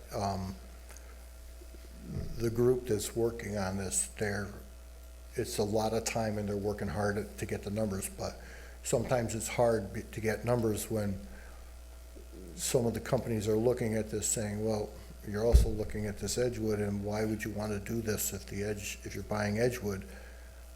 A lot of them are looking at this saying, but they're willing, but we have to have, they have other work they are making money with, and we're trying, they have to fit it into their schedule to get us these budgets, otherwise we might have them sooner, but they're working on it, and I have to say, they're doing a tremendous job, and they're working, if you go there, I mean, you're scheduling meetings every week, and to get this on track. Talking every day with somebody on something. I mean, for instance, we're having a meeting next week with Scott Pool, also to get a quote on Valentine rebuild. I forgot to mention that. And, We knew this was a tight timeline going into it. So I'm concerned that, we need the information to be able to put it out. We're gonna try and make the referendum, if at all possible. If we don't have the numbers, I think we'll be able to do it. Well, I'm pretty confident we can. I know John Michaels was very nervous. I've never seen him this nervous about the timing of this thing. Maybe he's right, but to me, we should be able to get it done. We could have a referendum anytime. Obviously, there's advantages to having a referendum. The Right. day of our budget referendum, there's already a process in place and whatnot, but I don't think we should rush to a decision on a no. purchase to try and meet a date if it's not realistic. I think we can do it. Yeah, I agree. I mean, it's, it would be nice to have it on with the budgets, vote, and be convenient to do it then if we can get the numbers in. But I agree with you. We have to have the right numbers. We have numbers out there that need to be explained. That's why Weston Sampson is gonna break down that number everybody heard, because I do know that number did not include, was not just that pool. There was other things in there, so that'll be broken down and broken out. So we have to be aware there's no matter what we do, there's more to do. One of the big things that I'm starting to see and be concerned with on this, and I don't know if we're getting in too deep with this, but is the ADA compliance. That it's not inconceivable that the day will come where we will either morally or legislatively have to do some ADA compliance, which gets very expensive, where this facility is fully ADA now. But that's just, a concern of the whole project. If we were to rebuild Valentine, we would have to go to the state to get their approval on the project. And I can just about guarantee what would happen is the state would look at it, they look at the pool, and they say, yeah, that looks fine. then they're gonna look at the pool house and say, you've gotta bring that house up to ADA, and it's nowhere close to ADA. You basically have to tear the thing apart. Why is that? Because we rebuilt it 8 years ago. Well, I think it was. Because we didn't- more than 8 years ago. We didn't make it ADA compliant. I mean, if you go in there and the hallways do this, you cannot possibly get a wheelchair through those hallways. It doesn't work. I don't know, I think it was upgraded and to a point, there were some upgrades done, and not fully ADA, I but, voted for that as a Right. member of the Board of Finance, so I'm very concerned that we put something forward that was not well thought out, and I certainly don't want to see us do that again. but I 'Cause think what, I actually voted for that rebuild. I remember Mr. Well, Gollenberg it's was not. our chosen contractor, and It's not ADA compliant. I mean, just walk through there and you'll see that right away. not fully ADA. There are some things Right. ADA. I think the showers may be ADA compliant, but you gotta get into the shower, and if you're in a wheelchair, you're not getting in there, I don't think. But I think because once you go to the state, if you go to the state for a pool, the state, it goes up there, they look at it for basically, I guess, George, approval, would you say? Yeah, they have to give you They have to give you before approval can for build a pool. it, and that's when it's going to, they're gonna make the decision of what their decision is, and then my understanding is that from that approval, it goes back to the local health department for them to sign off on, but it has to do with the flow of the water, how many times it recirculates, because of health reasons. Pools in general need that, public pools need big filtration and turnover of water, and they need to make sure the calculations are okay, that it works, and that triggers them to look at the rest. So that's kind of a concern of the numbers. I went to Middlebury today to talk to their building department, their land use people, their zoning, planning and zoning. It turns out that planning and zoning only works like about 10 hours a week. So they weren't there, but I did get to see the file on Edgewood from the construction process, and literally it's that thick. It's just packed with papers and stuff. It's amazing. I also did get to look at the permits, the construction permits, or whatever they call them when you go to get a building permit. And there was over a dozen of them, and I was able to total up the cost of the dollar cost that was applied to each permit, and it was like 2.56 million. Now, that doesn't include the cost of the land, that's just the cost of what they went in to get permits on. Now, a lot of what they did was low. I mean, they put in $500,000 for the cost of the pool. We know that pool was closer to $1 million, or 800 and something thousand. So I have that reference point of cost, if it's interesting to anyone. So I think Justin will tell you that a lot of times when you put that number into your building department, it's not always, oh, everybody plays that game. Well, I'm saying, they played the game, and they came in about 2.56 million. And they actually, interestingly enough, they put in 1.56 million for the building. So I'm not sure why the building was that expensive. I think that elevator. It was the elevator. Well, it's I think Elevators aren't- 150,000 probably. if we wanted the actual costs, I They're mean, expensive. shouldn't they give them to us? I don't know whether, I mean, Well, it's based Can we off, ask them for it? it's based off the financials, right, Dan? It's based off the financials, which are, non-disclosure if you wanna. I'm not saying I need, I'm just saying, if we had if we thought that was important to know the actual cost, I feel like we'll probably ask them. I don't think they're obligated to tell us what it costs to build it. I mean, are they? I mean, they're just selling it. They don't have to tell us what they paid to build it. Would they, hey, Dan, would they tell us what the cost is, you think, or? Yeah, they would, so I can pull it, I can redact it, but the tax returns as well. Okay, well, let's. So we're getting the numbers together, so we will, if there's something you think that's pertinent to this, that you'd like to see part of that, just send an email to Dan and George and make sure we have, because what we don't want to do is get in the middle of this and start having questions that we want to make sure they want to make sure they can answer all the questions, okay? All right, George, what else? Strategic Planning Commission, I've been working with people there. I met with Ed Dalterio on Southbury Training School. We had a long discussion about what's going on there, what might go on there. Cindy and Lynn Dwyer are reviewing the land records related to the acquisition of STS property to see if there's any deed restrictions there. That came up from somebody in Hartford that there may be deed restrictions. So far, I don't think we found any though, Cindy, have we? No.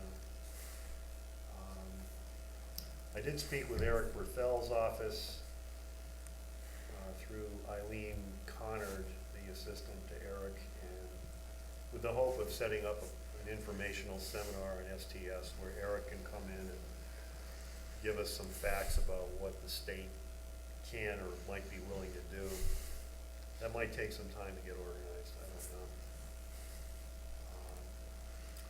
I'm also in the process of setting up a meeting with Hugh Sullivan and Leslie Kane. Both those individuals were on the governor's STS task force. This was back, I don't know when they disbanded it, close to 10 years ago.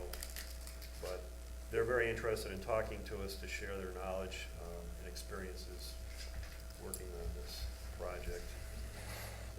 I met with Chris Tolley and Justin on senior issues. That was an interesting conversation. And tomorrow morning, I'm going to meet with Frank Pauza on the planning and zoning issues that he's been working on. So the only group I really haven't met with from Strategic Planning Commission are the people working on the senior, I don't even know what to call it, the senior services issues. And I think Chuck Jones is the only one left. I think we lost one member. So, George, have there been any, I know we all got an email from the vice chair of Strategic Plan Commission.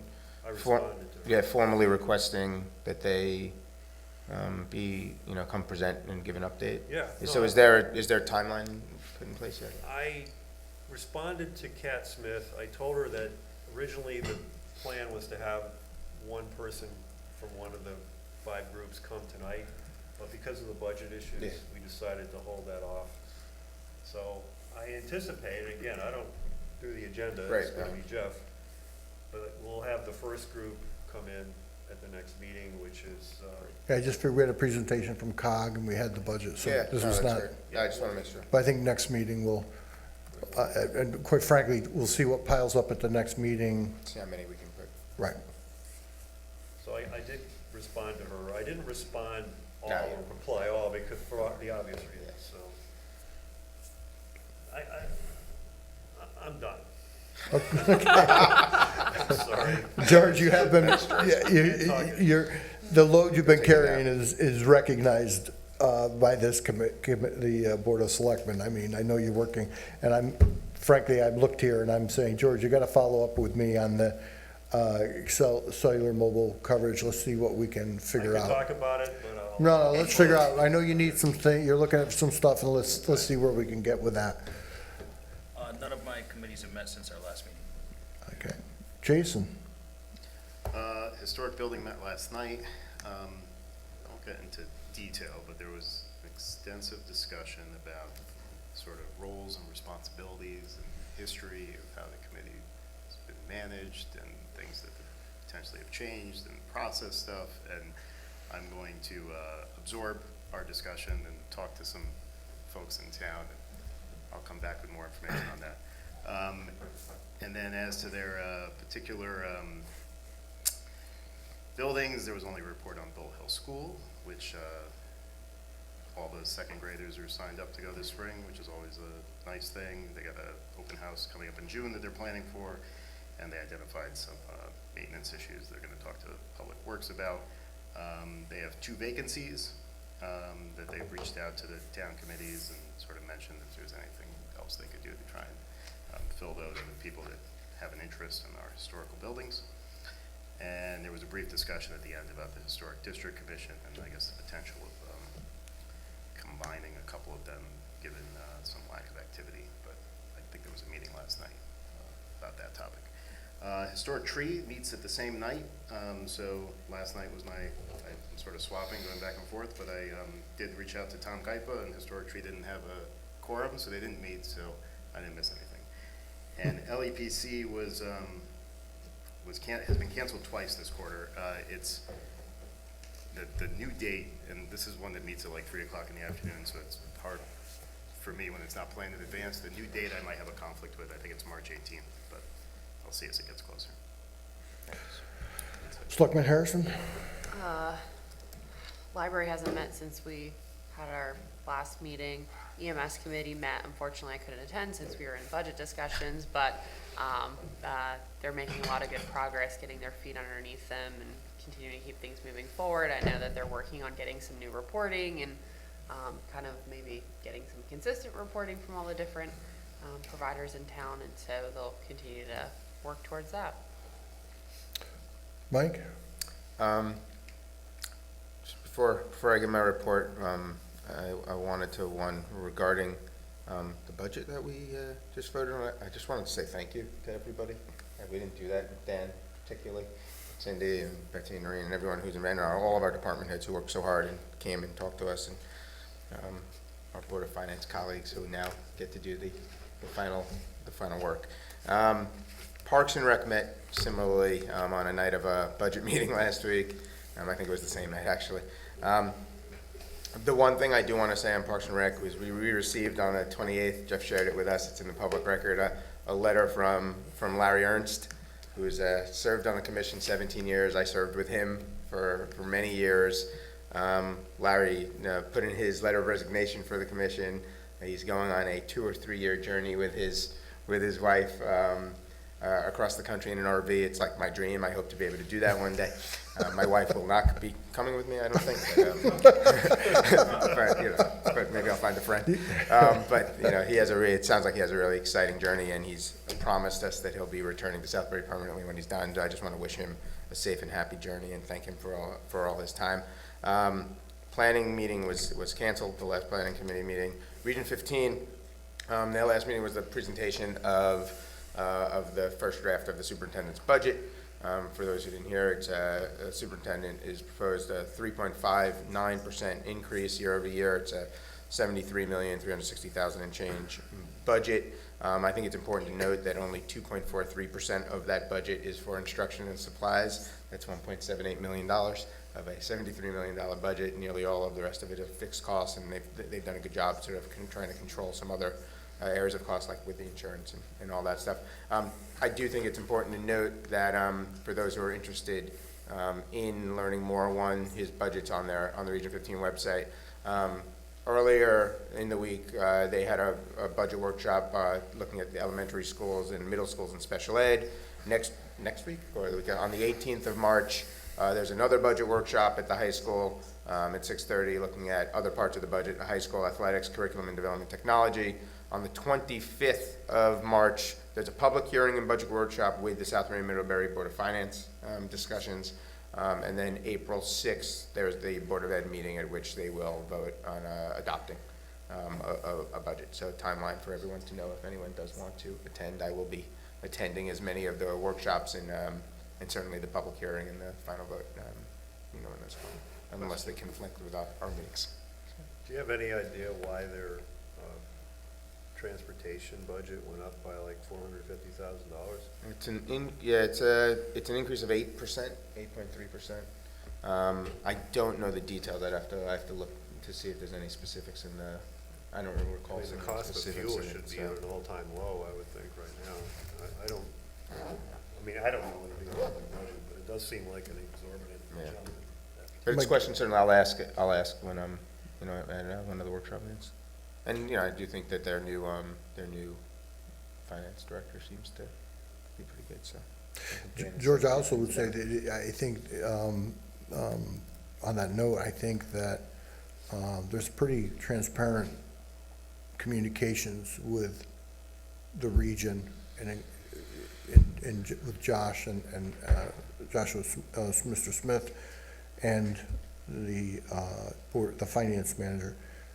I think if you shoot them an email, they'll probably explain that to you. They'd be happy to. They're very good at communicating they'd like the information to get out. If they have something that's pushing them like that for whatever reason, I'm sure they'll communicate with you. So, as a matter of fact, I think even Dan Colton will, you can get that, just because you have a relationship with their finance.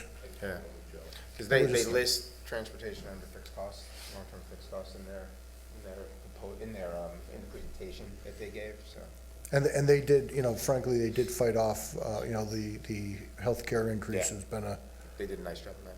big But piece. I'm just struggling to understand why transportation would increase by that much. We don't have any great increase in number of students. that I'm That's aware of. understandable. Yeah, no, it's good. And I'm sure. Cost of fuel has It dropped. might be I mean, contractual though that they. I'm sure there's a reason, but I just can't imagine what.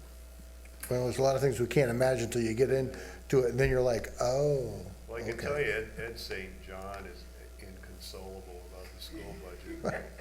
Because, I mean, it's hitting their town to a tune of 1.8 million on their tax rolls. I think we're only getting about 600,000. Well, they had an increase in enrollment, actually. Yeah. They had an increase, And just remember, for the I first mean, time in a long it time. ebbs and flows, and that shift, depending, I mean, you hope for the young families to move in, which is what we're trying to do, get young families and We keep, want the ones with 2 kids, not 4. you're supposed to be checking that as a realtor, I know. You should be thrilled about that. Oh, my goodness. Any, are we set with that, Mike? Yeah, I'm done. I just like under any other business, I was called this on Sunday. I was reminded by Dolores Curtis, happy March 1st, her retirement date. I have some thoughts. I think, Dolores has served the town for 40-plus years, I believe. How long? Oh, what? You don't, that, number of years. Okay. And she was instrumental in during that time, as our planner, and I think Justin will agree that those of us and have watched this evolve, she had a hand in it.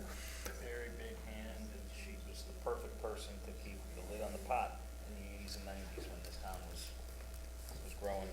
And the fact that it grew up to be such a picturesque and convenient, functional place is very much her doing. So we all owe her a great amount of thanks. So, Streetscape came through under her direction. I think, not that there wasn't a lot of other in the planning commission and a lot of other people, but certainly she was instrumental in that. I think the town should somehow recognize a lot of what I have seen, and this is a little personal to me, is what I have happened to be fortunate enough to be born here, fortunate enough to have people who have had the foresight to develop this town into what truly is a unique town. And if you talk to people around, very unique, and I've learned a lot about planning from her, why you do and don't do things, that enlightens us.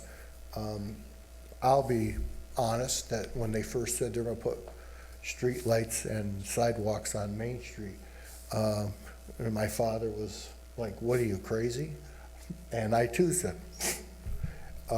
So thankfully, there was people at that time smarter than me and had better foresight.